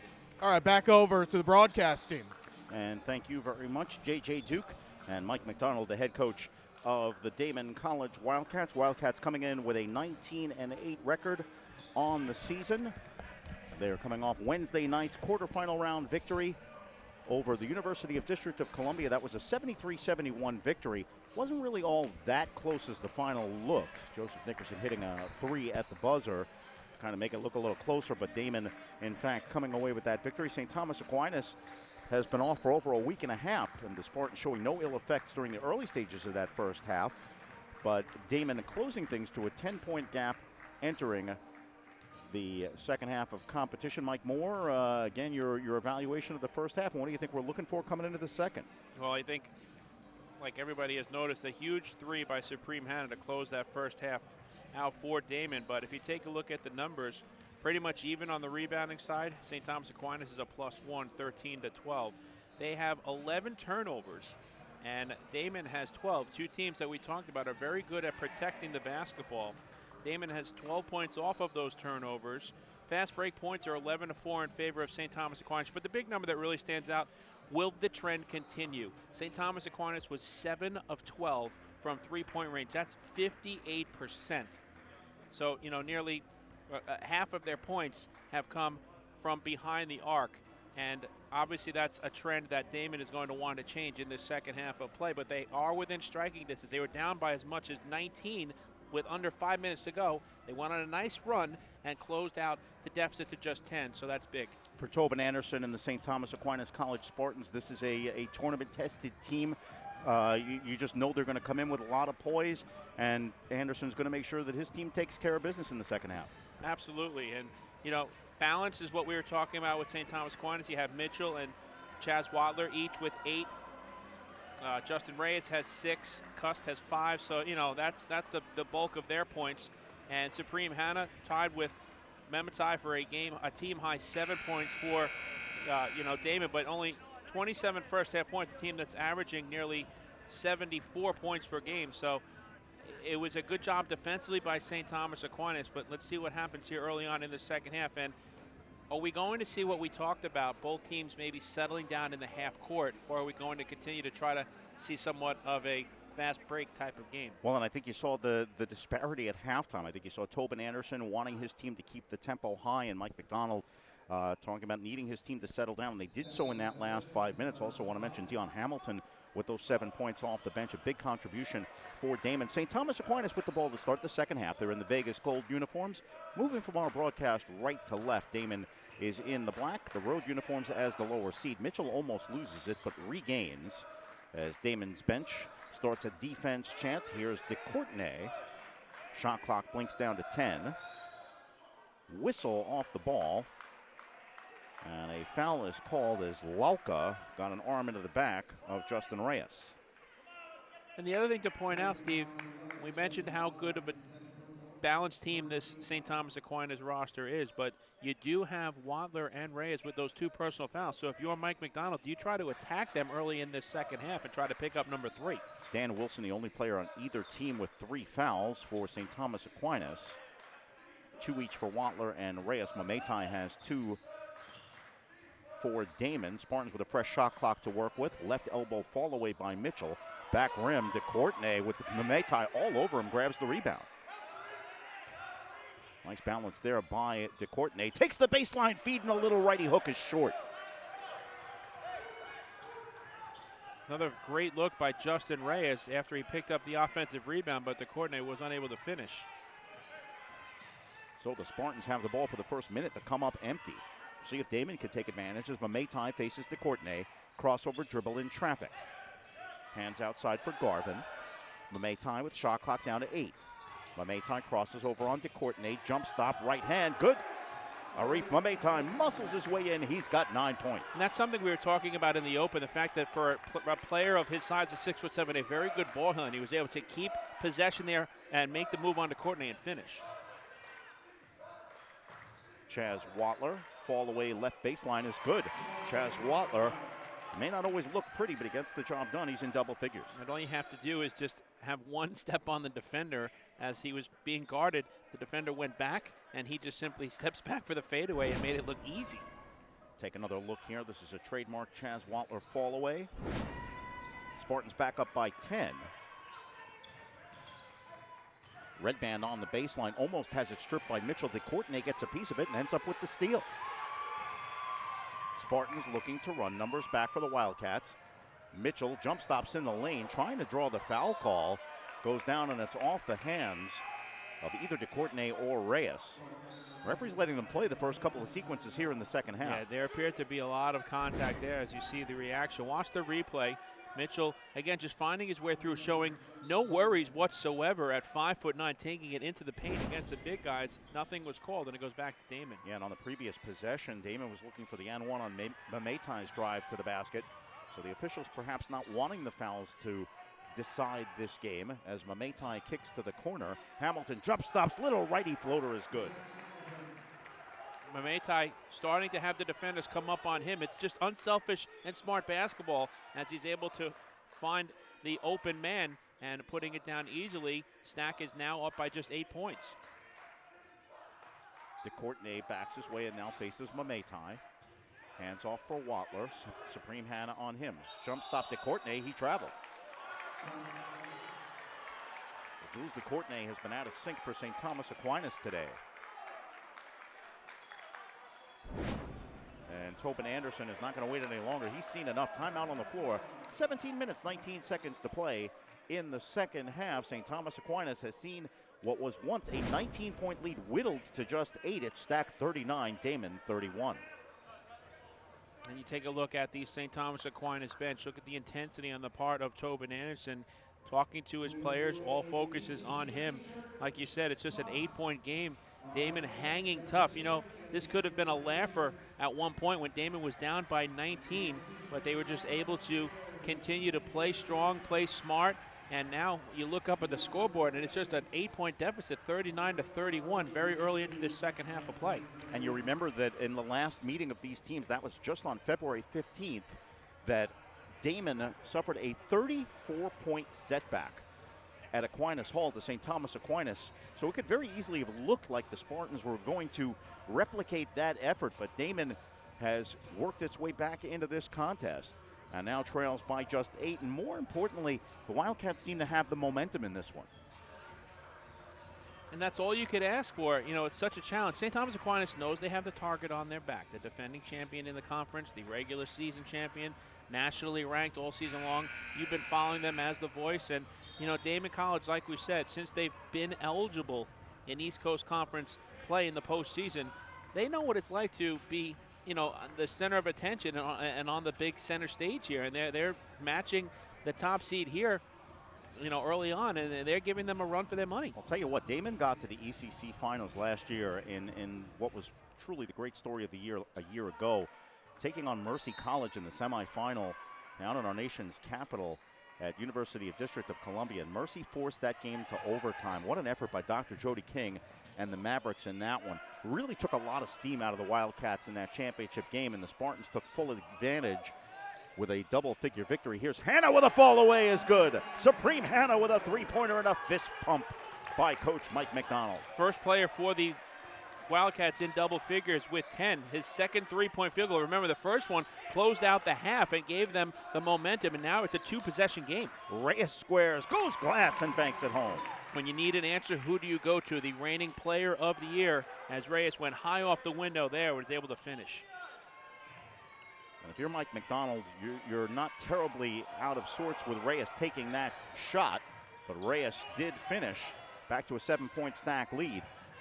Spartans finally getting some pressure showed up. As Tobin Anderson mentioned, you really can't set up the press unless you make some field goals. And the Spartans have not done that over the last 7 or 8 minutes. Whistle off the ball as Mitchell battling for position with Hamilton. Looks like Mitchell whistled for the foul. So now let's see if Stack can get a little bit of the momentum back, as they had seen that 19-point lead shrink to just 5. And you go to Reyes, and he's able to get a much-needed basket. And now they're trying to find a stop on the defensive end. Mentioned earlier, Adam Koziel in the game for Stack is a game changer, as Hannah, trying to change the game, puts up an air ball and it rolls off Lauka out of bounds. In a victory over Georgian Court, Adam Koziel came off the bench and hit 7 consecutive three-pointers. He was 7 of 7 from beyond the arc. He's that kind of player. So keep an eye on number 3 in goal, as Tobin Anderson looks to change the look of this game. Stack's offense definitely out of sync. Wildcats defense has had a lot. There's Koziel, fall away 3. That's well off the mark, but Reyes somehow comes out of traffic with that rebound. I have no idea how Justin Reyes got that ball. And he was able to hang on to it as well. That's the unbelievable part. Reyes now catches from Koziel, faces Lauka, now works his way into a double team. And Lauka's called for a hand check. Mike McDonald palms to the ceiling, and he may have a case, as Lauka looked like he was just playing strong defense. We'll have a chance to talk about that when we return, because there's a timeout on the floor. 15:36 to play in the second half. St. Thomas Aquinas has led throughout, but the lead is down to 7. It's Stack 41, Damon 34. We're going to step aside and take a break. You're watching the East Coast Conference Men's Basketball Tournament. You get to make a lot of different choices and become a leader, and that's what Stack has definitely helped me to do.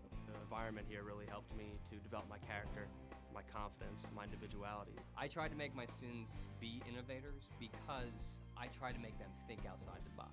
In classes, Stack really encourages students to work together and grow together. There's an opportunity for everybody here. Hope to see you soon.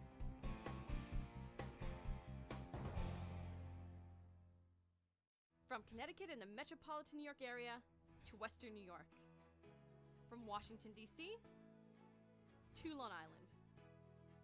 The East Coast Conference is committed to excellence in academics, athletics, and service to the community throughout the Northeast region. The East Coast Conference, a proud member of NCAA Division II. 15:36 to play in the second half. Steve Paulson, Mike Moore, J.J. Duke with you. We're in Bridgeport, Connecticut for the 2017 East Coast Conference Basketball Tournament. Our women's pairings are set. Number 5 seed NYIT will play in the final tomorrow at noon. They will take on number 2 Malloy College. The winner of this game will play at 2:30 tomorrow afternoon in the championship final in the men's bracket against the winner of Malloy against Bridgeport. Stack on the inbound with a fresh shot clock to work with. Doesn't matter as Mitchell fires and hits. James Mitchell breaking the drought for Stack, back up to a 9-point lead. And this is the balance that we've been talking about all night long. Mitchell now in double figures with 10, tied with Chaz Watler for the team lead. And again, giving Stack an opportunity to try to set up that pressure and get the tempo high. Hamilton catches into a double team. Spartans all over the floor right now. Left side three is good. Darius Garvin with a three-pointer, and that's some of the perimeter shooting Mike McDonald spoke of at halftime. He shoots 36%, and the thing that I loved about it is that he faked the extra pass that time and forced the defenders to go to their right, and he was left wide open, showing confidence he was able to knock it down. Boy, another hand check on Jaleo Wilkes. Some soft fouls being called now. Damon was only 2 of 9 from beyond the arc in the first half. That's a good sign for the Wildcats if they start to heat up from outside. Watch this replay again.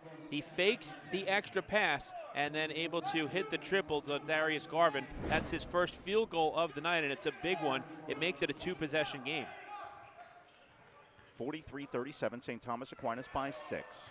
Ross Greenfield almost turned it over twice. Watler way beyond the arc is good. Chaz Watler from downtown Bridgeport. Just again, another quick release on the part of Watler, his third three-point field goal of the night. And every time Stack needs an answer, they come up with it against a very pesky Daemen defense. And again, that's just the poise of a team that's gotten very used to winning. You saw it right there as Mameitai now drives the basket. Right hand, good, and the foul.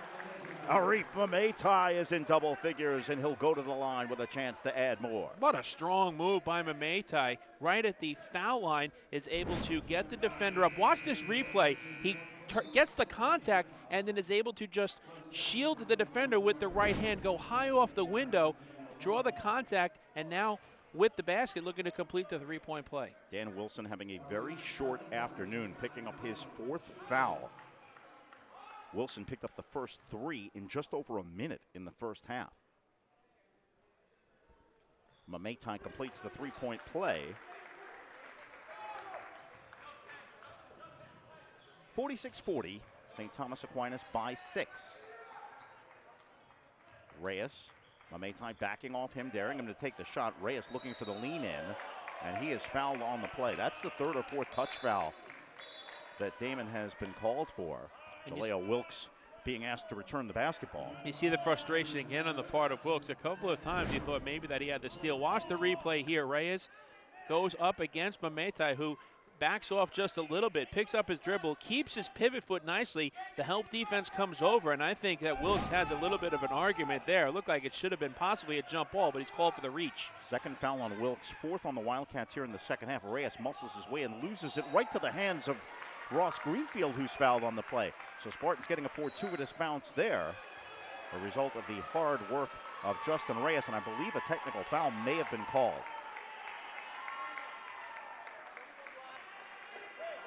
Yes, indeed. Arif Mameitai is called for a technical foul, so some of the frustration that the Daemen bench is feeling bubbling to the surface is referee Doug Grant having a chat with Mike McDonald, and Coach McDonald making his case known.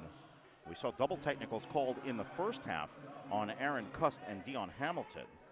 And the argument that Coach McDonald is making right now, saying, look up at the scoreboard, 6-2 is the foul differential. Daemen with those 6 and St. Thomas Aquinas with the 2. Very frustrated. Doug Grant very emphatic about his call, and Mike McDonald very emphatic about his response. Grant, the official, turning around and walking away before what could have been a technical foul on the coach. That's the first foul shot for St. Thomas Aquinas today, and Watler misses the 2nd. That's kind of amazing when you think about it. St. Thomas Aquinas 26 minutes without a trip to the foul line. When you're averaging 88.2 points per game, we've seen their ability to hit from the perimeter, but that usually means that you get a lot of free throw opportunities as well. A team that shoots 74%. McDonald continues to really be having it with the officiating crew here. Very frustrated. Yeah, and Greenfield started to go to the line. He was the one who was fouled on the original call, and Doug Abrahamian is going to check the video. This is something that is reviewable, and I'm pretty sure it's going to send Greenfield to the line. He's already there. He knows it's him. Greenfield is only a 3 of 6 shooter. This isn't a case of Stack trying to send a different guy to the line. Greenfield went there, and the officials tried to change him. And now they're going to check, and they will get this call right. So Wattler making 1 of 2 on the technical foul on Mametai. Well, you never want the officiating to decide the outcome of a ball game, and we were mentioning the fact that there was a lot of whistles blown in the first half, and early on in the second half, we were discussing that they were letting the teams play. Now you see the level of physicality starting to step up just a bit, and that results in more whistles being blown. So we'll see how it factors in. We've only gone 6 minutes into the second half, and I think look at Mike McDonald. You always talk about how great of a coach he is, and how he loves coaching this basketball team. Look at him in the huddle with his team, just very emphatic, saying, look, I'll take control of the situation. You just go out there and play the game and let me handle the referees. And the fouls right now stand at 6-2. How many times, Mike, have we seen a technical foul turn a game like that? I don't think that was the intent, but Mike McDonald certainly out there battling for his squad. In fact, is Ross Greenfield going to the line for 2 shots.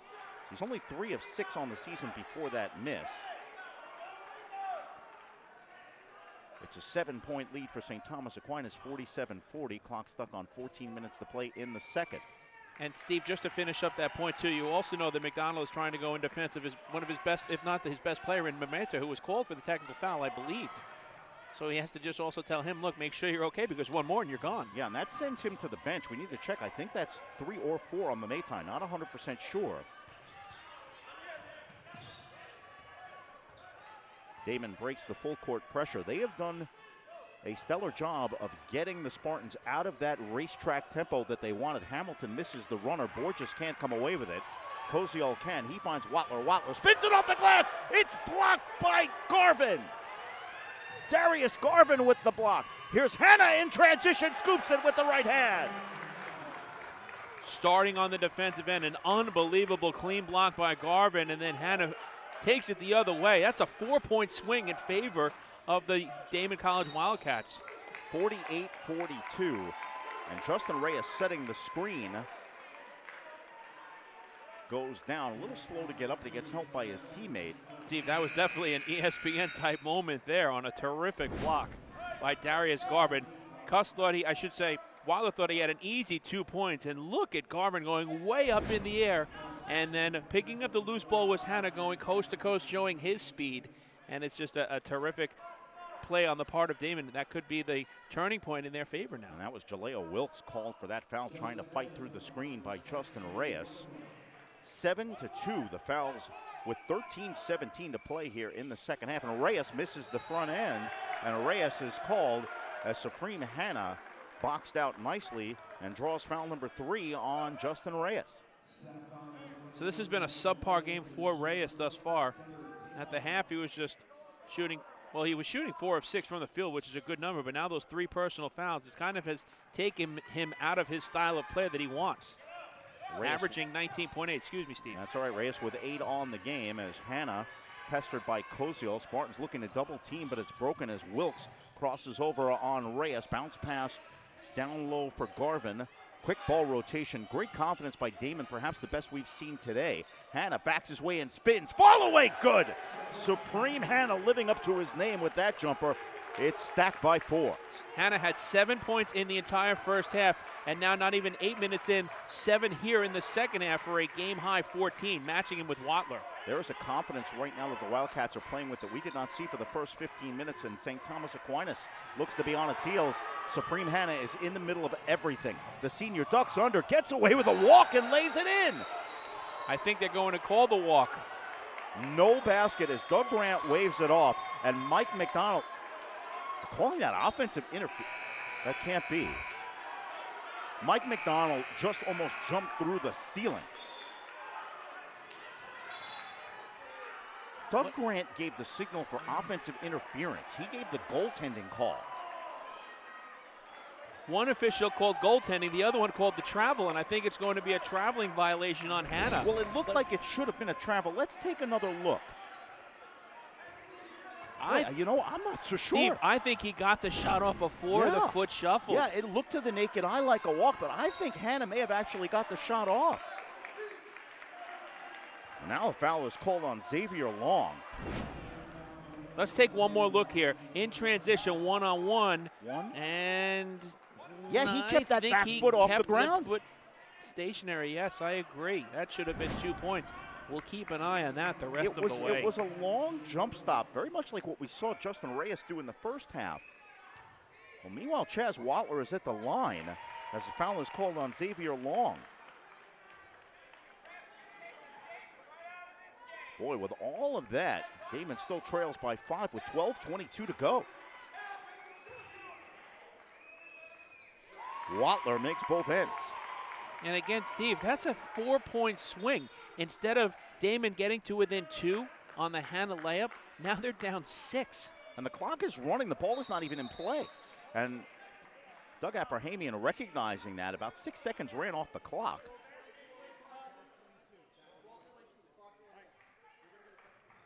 See what they put back on the clock.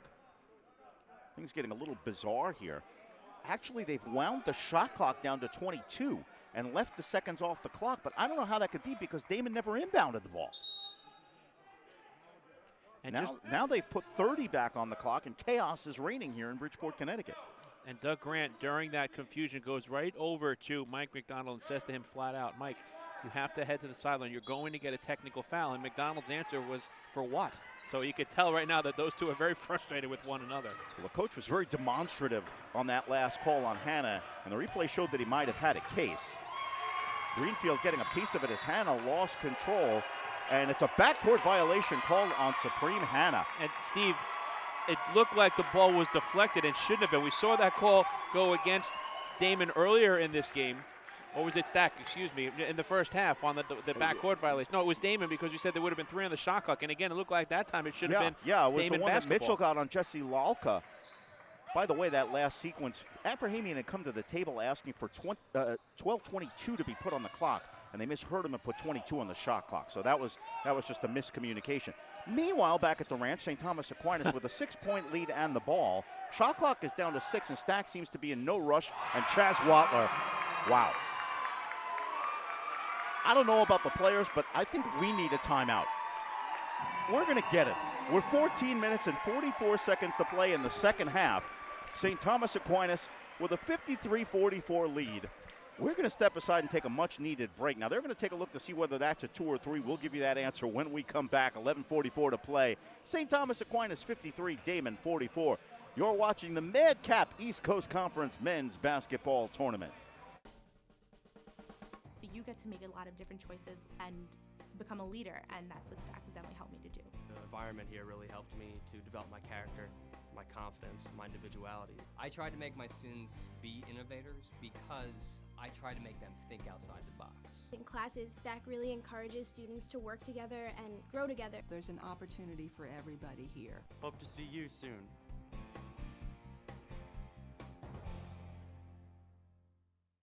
From Connecticut and the metropolitan New York area to Western New York. From Washington, D.C. to Long Island. The East Coast Conference is committed to excellence in academics, athletics, and service to the community throughout the Northeast region. The East Coast Conference, a proud member of NCAA Division II. As we come out of the timeout, we'll alert our crew. That was actually changed to a 2-point field goal. So the correct score right now is St. Thomas Aquinas 52, Damon 44. It's an 8-point lead for Stack. We can take a deep breath at the scorer's table, but neither team is about to because there's a spot in the ECC tournament final at stake. And I think right now, if you're Damon, you have to be in your huddle figuring, you know what, it's us against the world. Sometimes that can be motivating. Right now, Damon has to try to find a way to overcome what has been a tough second half in a lot of respect.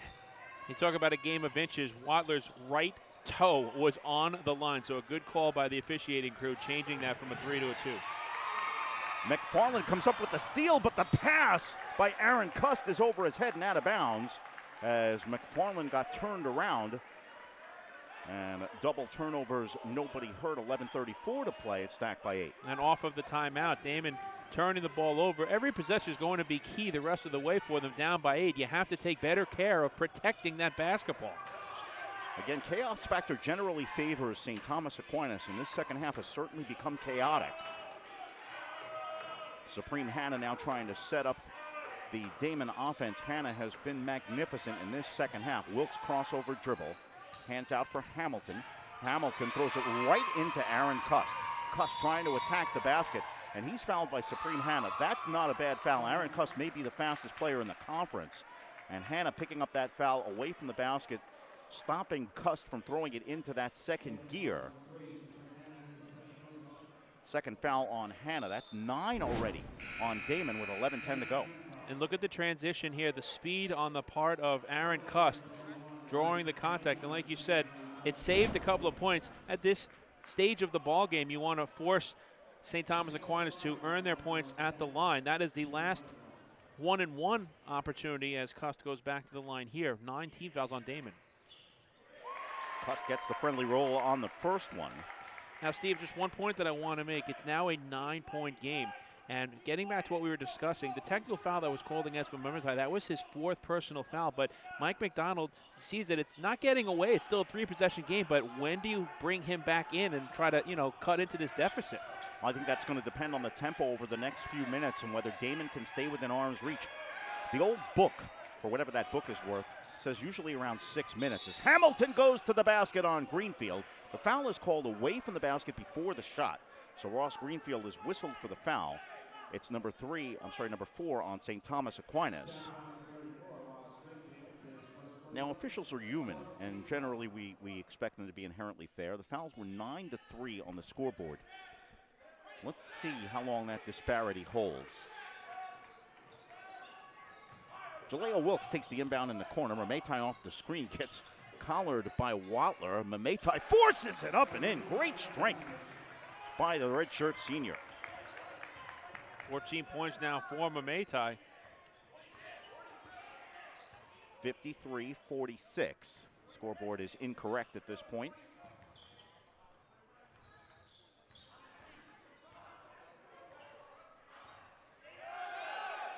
Now it says 53-23, so we'll get the scoreboard correct. Meanwhile, DeCourtney backs his way in, may have gotten away with a travel. Greenfield with 3 on the shot clock, drains a foul line jumper. How about Ross Greenfield? Came into tonight's game averaging 1.6 points per game. Off of the bench, he has 8. 55-46 is the score, so they're trying to get the scoreboard right, stacked by 9. And Chaz Watler riding Jaleo Wilkes down the floor, gets whistled for a foul. 3rd foul on Watler. Officiating crew recognizing that there is in fact a problem with the scoreboard. Sometimes it's just a matter of being in the right place at the right time. Greenfield gets the pass from DeCourtney, loses it momentarily, but does not show any sign of panic as he's able to recover and hit the very difficult 10 or 12-foot jump shot in the paint. That's one of the more tough shots to make from inside close range. Greenfield is one of those heart and soul players Tobin Anderson absolutely loves. He has earned every second of playing time he's gotten with this stacked team. And every now and then he'll show an offensive spark as he's done in this contest. He's got 8 points. More than halfway through the second half, Steve Balson, Mike Moore, J.J. Duke with you. As Redman misses a 3-pointer, Spartans fight each other off the ball. And somehow, Shaq McFarland kept that ball in.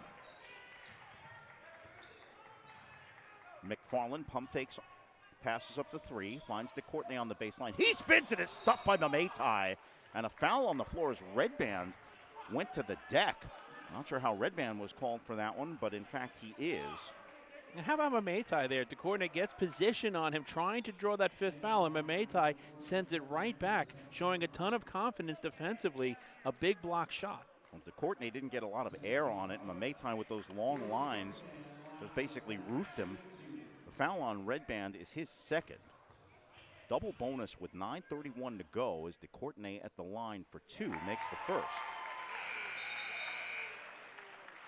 DeCourtney doesn't score a lot of points, only averages 6 a game, but he started 27 games for the Spartans this year, missing 1 due to injury.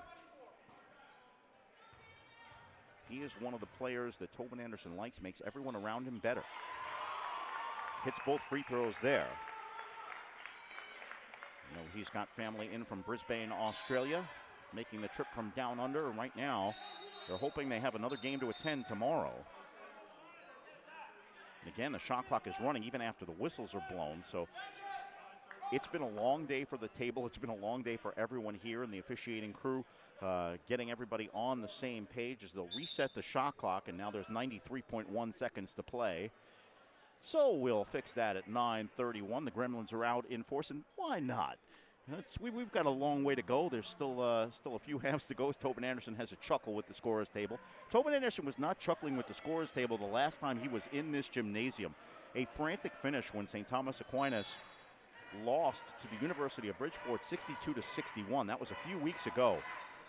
A bizarre ending to that game as Justin Reyes hit a shot with his toe on the line to make it a three-point game. Stack stole the inbound with 2 seconds to go, but Aaron Cuss didn't know that Reyes' shot was a three and attacked the basket, and Stack ended up coming up short in that game. Hamilton attacks the basket, doesn't get the finish. Wilkes can't get the putback. And again, McDonald is on the floor looking for the foul call, none forthcoming.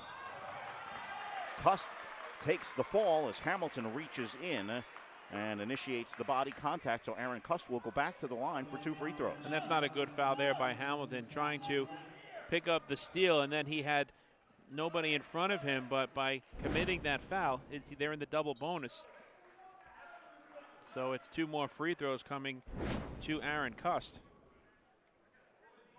And the officials have put in the earplugs for Mike McDonald because he is making his voice heard loud and clear right now.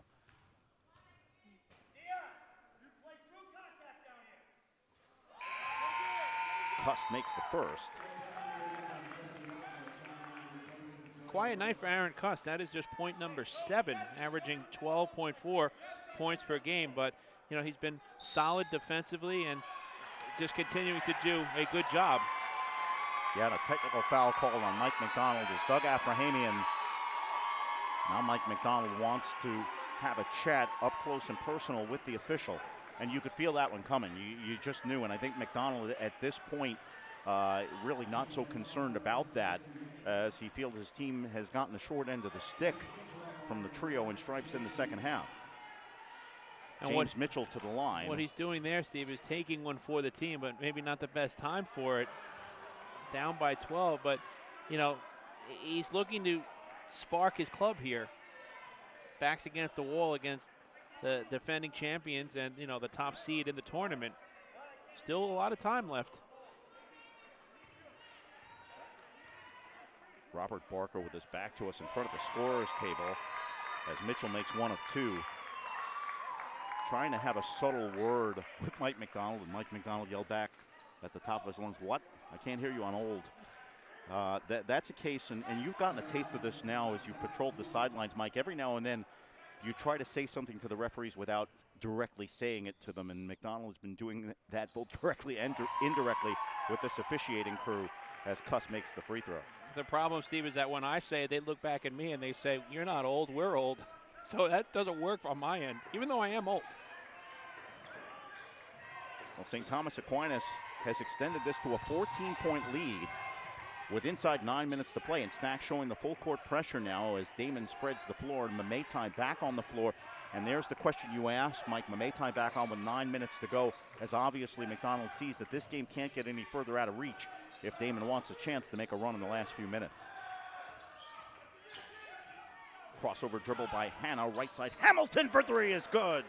Dion Hamilton with his first three-pointer of the game gets his team within 11. That's a big bucket there, shooting 39%. And like we were saying with St. Thomas Aquinas, when Damon was making a run, they have an answer. It's a huge triple there for Hamilton. Cuss to the basket with the right hand for the finish. Great take by Aaron Cuss. The help defense didn't come over. He went one-on-one, accepted the challenge, and was able to finish. Again, Cuss has stepped up mightily in Jonathan Lawton's absence. Lawton averaged under 14 points a game. He may not see action again this season as Lalka slices hands to Mameitai. Mameitai with a floater is good. Arif Mameitai with gorgeous touch makes it a 62-51 game. He's got 9 points in the second half and a team-high 16 overall. Basket counts in the foul. James Mitchell draws the contact and he'll go to the line.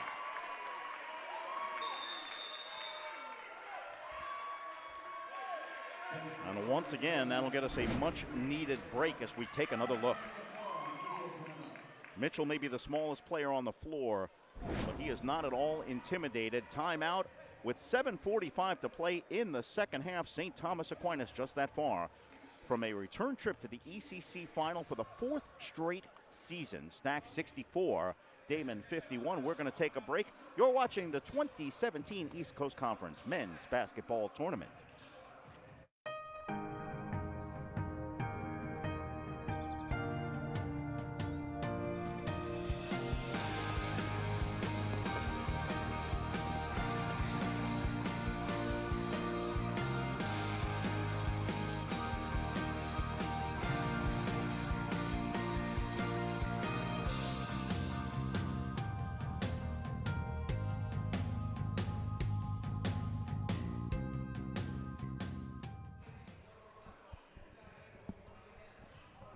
7 minutes, 45 seconds to play in the second half at Hubble Gymnasium at the University of Bridgeport. Right now, let's send it down to our courtside reporter, J.J. Duke, for some insight. What do you got, J.J.? Well, guys, it's been a roller coaster of emotions for Damon.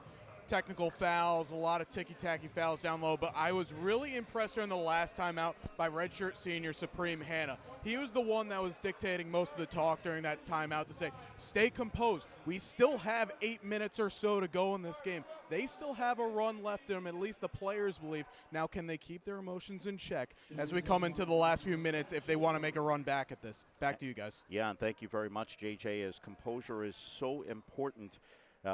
Tensions run high in a playoff atmosphere, and we're seeing that in evidence. Again, St. Thomas Aquinas has been to the final 4 consecutive seasons, all 4 of Tobin Anderson's years. And on the catch, Hamilton took a step. And there's that little bit of pressure forcing a team into a tempo they're not comfortable with. And a turnover on Daemen, trailing by 14. St. Thomas Aquinas with the ball. Bad time there for the turnover, but again, like you were talking about, it has a lot to do with the pressure that was shown on the part of St. Thomas Aquinas. Damon has done a pretty good job with that pressure throughout this game, but a costly turnover there. DeCourtenay backs his way in. His shot's blocked by Mameitai, and that could be number 5. If it's on Arif Mameitai, we'll await the word. No, indeed, the foul is called on Darius Garvin.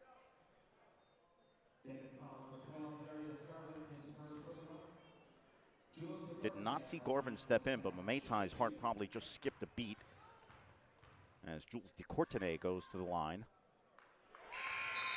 Spartans didn't shoot any free throws in the first half. They're making up for it here in the second.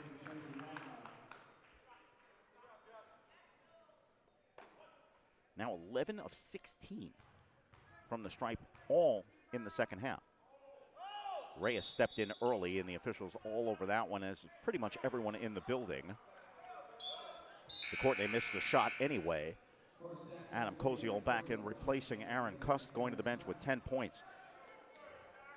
The other thing to point out about that amazing late season run by Cust, he seemed to have no prayer to hit the 1,000-point mark. Spartans with some full court pressure, and Supreme Hanna is forced to call a timeout. Gives us a chance to finish the thought. He had 23 points in his next to last game against Georgian Court, and he needed 21 in his last regular season game against Mercy to do it, and he scored 24 in the first half. That was how dominant Aaron Cust was, hitting the unlikely 1,000-point plateau. Right now, his team looks to be ready to play another day. Still plenty of time left, 7:27 to play. St. Thomas Aquinas, after this timeout, looks like it's going to be a 30. I think that's all Damon has left, with a 15-point lead. Actually, again, a little bit of confusion here because this has already been long for a 30-second timeout. Nonetheless, St. Thomas Aquinas with a 66-51 lead. Time is definitely the ally of the Spartans and the enemy of the Wildcats. 7:27 to go, 15-point deficit.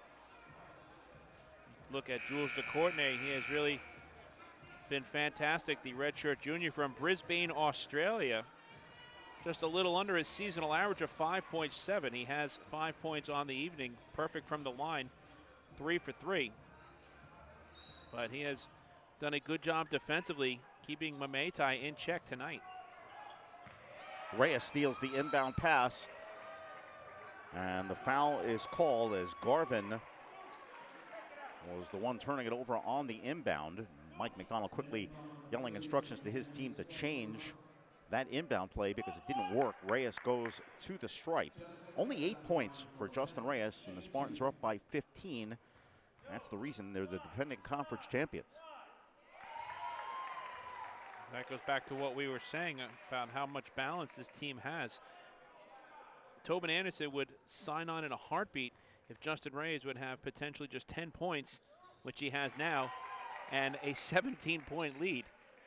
That just shows how potent an offense this Spartans team has. And you mentioned it earlier, Mike, when a team's got 5 players averaging in double figures, one, of course, John Lawton, who is not in action tonight, but there's just so much for this team to draw on as Garvin on the press break has the layup, makes it back to a 15-point game.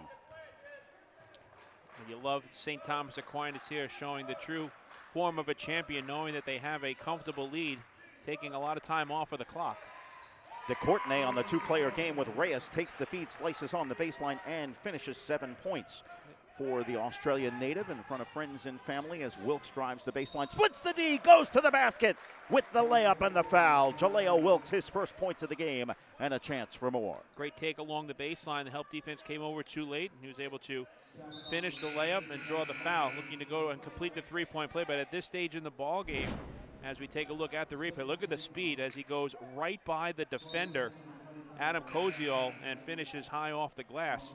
You can't trade baskets if you're Daemen College. You need to finish this 3-point play here, get to within 14, and 6:53 to go. It then starts where you need to get a numerous amount of stops on the defensive end. It's foul number 6 on St. Thomas Aquinas, but more significantly, it's number 4 on Chaz Watler, who goes to the bench. Wilkes completes the 3-point play. Alex Miljanovic coming in as Mametai gets a rest.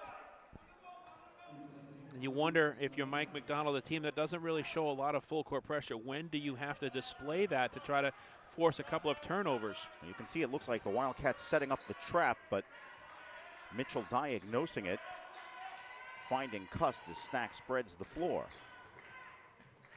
Left side, McFarland for 3. Shaq McFarland, his first points of the game, returning after an injury. That may be a big one for the Spartans as it's now a 17-point lead. There's the turnover, almost forced by St. Thomas Aquinas as McFarland jumping into the passing lane. He hasn't played a lot of minutes tonight. But he's wide open here. The defense comes over too late, and from that left wing, he's able to knock down the triple. Darius Garvin sloughed down just a little and then tried to put his hand in the face of McFarland, but it was much too late as he's able to knock it down. I got to correct myself. Cuss now that having gotten into double figures per game, Stack has 6 players averaging double figures per game. And a 10-second violation as St. Thomas Aquinas pressure, forcing a turnover on Damon with 6:11 to go. Spartans starting to pull away in this one. That's what you have to love if you're St. Thomas Aquinas. Well, the technical shots and the foul issues aside, St. Thomas Aquinas has led throughout this game. And again, the Spartans are a team that has found ways to win. Tobin Anderson and company spend a lot of time scouting and game planning. Mametai coming away with the steal there. And Steve, we mentioned in the first half how Damon was down by 19, cut it to 10. Supreme Hanna with the 3. As they try to, stay afloat here, but this could potentially be another wire-to-wire victory. Damon has not led at all in this ball game tonight. Yeah, in fact, Stack scored the first 9 points of the game and really has not looked back. Damon did get back into this contest well within single digits. I believe it was within 4 in the second half. St. Thomas Aquinas now slowing things down. Hanna, by the way, with 17 points. Ball fake by McFarland, and he walked on the play.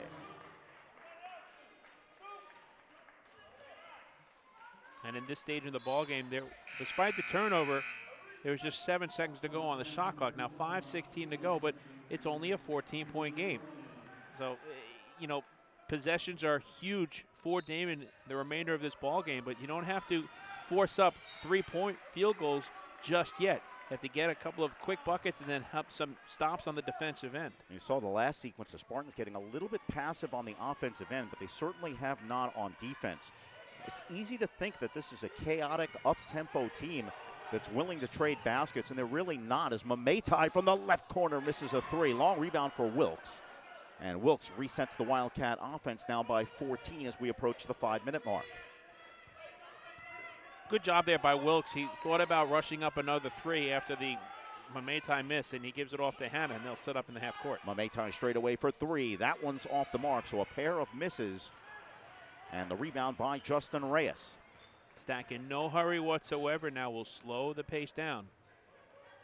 Reyes ball fakes on the three, hands it off for a slicing McFarland for the layup. 5 points all in the last few minutes for Shaq McFarland. What a pass from Reyes, averaging just under 3 assists per game, and that's just why he is the complete player. Hamilton shuffled the feet, attacks the basket, and he's fouled on the way. We'll see if it's on Mitchell or Reyes. Mitchell whistled for the foul, number 3 on Stack's point guard. I just love the unselfish play on the part of Reyes. He gets the defender up, keeps his pivot foot, and then finds a cutting number 24 to the basket, Shaq McFarland. And Mamaitai got caught spectating on that one. It's the one thing you can't do on the defensive end is be flat-footed. Hamilton misses the first. He's now 3 of 4 on the afternoon, or the evening, or the night, as it appears dark through the opaque windows here at Hubbell Gymnasium. Again, the finale of our 4-day semifinal extravaganza pits number 2 Malloy College against number 3 University of Bridgeport. The 2 senior-most coaches in the East Coast Conference, Mike Duran and Charlie Marquardt, will go at it in the nightcap. Stack with a 15-point lead as we approach the 4-minute mark. Mitchell hands outside for McFarland. Time and score, the ally of the Spartans. Greenfield catches, left corner 3. That's off the mark. Greenfield tracks down his own miss. That's just great hustle. Nobody boxing him out, and he knew exactly where the ball was going to go, and now a fresh 30 for the Spartans. That is what makes him such a popular player. His entire bench en masse getting up as Reyes came down with the ball. That had to be a jump ball or a travel, but nothing called. Actually, I guess Reyes let go of it, so that would make it legal. Mitchell falls away from the foul line, back rims it. Reyes there to clean up. And right now, Daemen seems to have the wind out of its sails. And that might have been the dagger there on the offensive putback. Second chance opportunity leads to the points on the offensive glass for Reyes. And this is why the Spartans are so hard to beat. They come at you in waves as Hamilton hits a 3, his second of the game in answer. Mike McDonald calls a 30-second timeout with 3:16 to play. St. Thomas Aquinas holding a 77-63 lead. That's going to be a full timeout because that's apparently all that McDonald had. You see Ross Greenfield with the great hustle, preserving the possession and working some valuable time off the clock. And then off this second possession, look at Reyes blow right by Hamilton. Nobody even coming close to him boxing out. Goes way up in the air in the easy putback. 3 minutes and 16 seconds to play in the second half. St. Thomas Aquinas leading 77-63. Mentioned the Spartans looking to appear in their 4th straight ECC championship final. The first 2 years under Tobin Anderson. The first year was something of an upset story. Stack ended up playing the University of Bridgeport. Bridgeport came away with the victory. They did again the following year. Last season, Stack got to the top of the heap and looking to retain that distinction. Just 3 minutes and 16 seconds away from doing so. And this is what championship teams do. You see Damon every single time that they were trying to make a run to get back into this ball game. St. Thomas Aquinas had an answer. And again, you look at St. Thomas Aquinas, you talk about a team being drilled, and Stack has been, as we've mentioned a few times now, inactive for the last couple of weeks. Stack shooting percentage, first half 60%, second half 60%. Not bad work if you can get it. And it's not all on the strength of high percentage shots. Some of them have been from the perimeter, some of them have been tough. We saw the one Ross Greenfield hit a few moments ago as Watler has his pocket picked by Jaleo Wilkes. Wilkes attacks the basket and lays it home. Daemen making a run here. It's down to a 12-point game with 3 minutes to go. Full court pressure. McFarland turns it over. Stepping through for the layup attempt is Xavier Long, and he's fouled before he gets to the basket, and Chaz Watler storming to the bench, having just fouled out on the play. Full court pressure, successful on the last possession. Look at all these swarming jerseys. Has a great job there by Damon picking the pocket. Was Wilkes taking it all the way. And then on the next possession, they get the turnover once again. And it's a double whammy for Stack. It goes back over to Damon, and Watler fouls out of the ballgame. He had a game-high 18 points. And don't count Damon out just yet. A little lackadaisical. Chaz Watler on that backcourt dribble, and Wilkes with the quick hands forcing the steal. That sends Xavier Long to the line. 57% from the stripe on the season, only 13 of 23. He has a 1-and-1 and misses it. And Reyes with the rebound. Daemen now pressuring all over the floor as they must. Wilkes whistled for his 4th foul, so Mameitai with 4, Wilkes with 4. Darius Garvin back to the table to check in. Reyes at the line, 2 shots.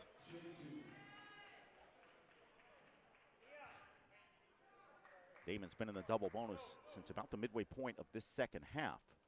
First foul shot by Reyes is good.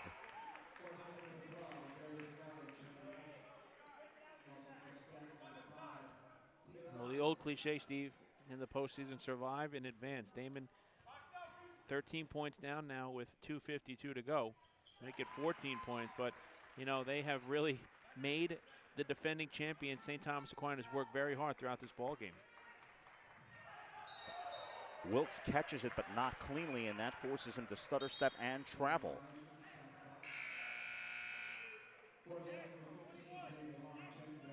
And with all respect to Damon, you almost get the feeling that there have been times at this game that the Spartans can apply that pressure and run the score back up at will. It's something that they've done so effectively throughout their very successful season. At one point, St. Thomas Aquinas was ranked number 3 in the nation in the NABC coaches poll.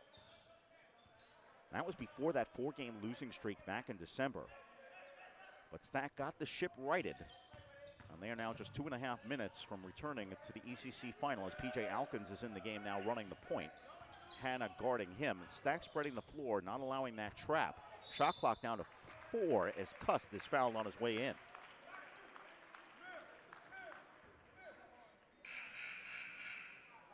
Jaleo Wilkes has just fouled out of the game.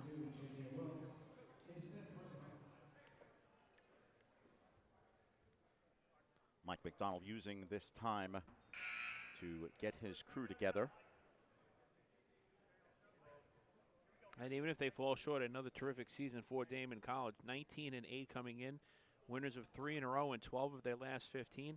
But they knew they were playing the role of the underdog here, taking on a team in St. Thomas Aquinas who's had just 5 losses all year, and they're 13-1 in their last 14 games. And like you were talking about, you know, haven't really played a big-time game in a very long time, but this is definitely when the lights are on here tonight. Yeah, Stack's last 2 games of the regular season. We mentioned the long layoff because of the byes.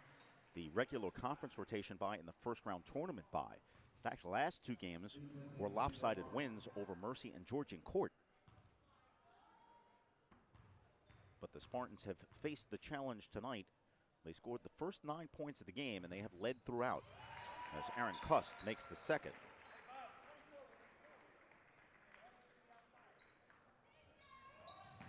St. Thomas Aquinas wanting to secure that berth, playing full court pressure with that 16-point lead, 2:20 to go. Mameitai throws the ball up into the air, and McFarland picks it off, attacks the basket with a right-hand layup, and there's what you see. St. Thomas Aquinas can do that for 40 minutes, and even if there's a sag at some point in the game, you look up at the board with 2 minutes to play, and it's an 18-point game.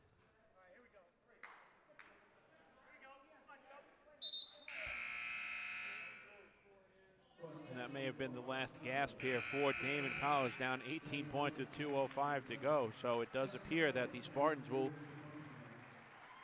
potentially make it to Championship Sunday and try to defend their crown. Again, that game will be 2:30 tomorrow afternoon. The winner of this contest facing the winner of number 2 Malloy against number 3 Bridgeport. Charlie Marquardt and the Malloy Lions have had a superlative season, earned a first-round bye, and the right to play Bridgeport on its home floor. Sometimes fate just doesn't smile on you, but that should be a magnificent contest, and that'll be starting at about 7:30. Mameitai, crossover dribble, Gets Wilson in the air. Fall away jumper is no good. Wilson's in the game with 4 fouls in 2 minutes of play. So that time Wilson was going to do everything he could to not touch Arif Mehtai.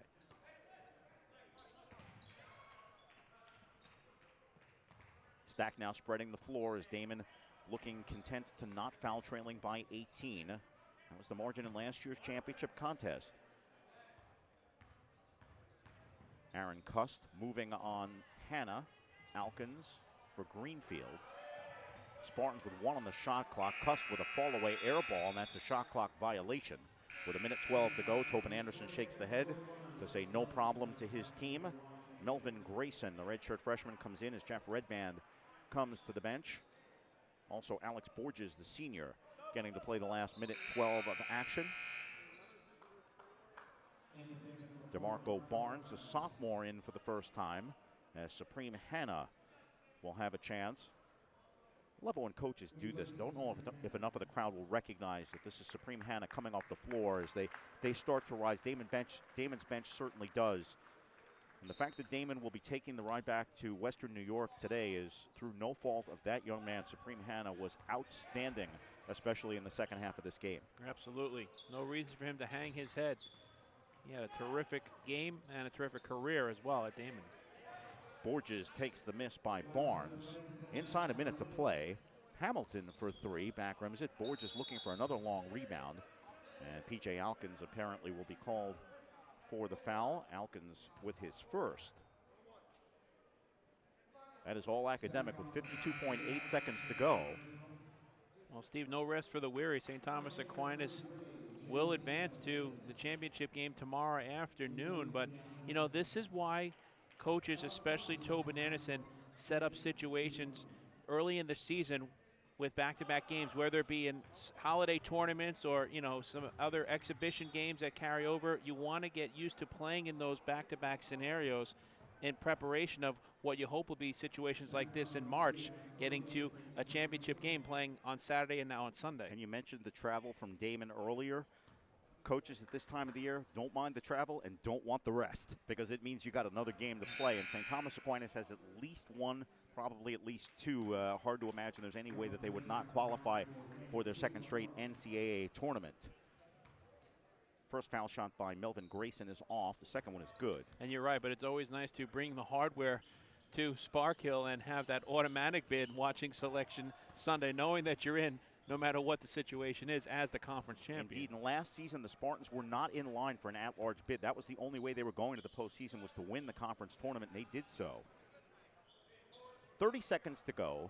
17-second differential shot clock to game clock, so Stack's going to have to do something with the ball as Alkins pick and roll for Wilson. Wilson with the layup. Dan Wilson, his first points of the game.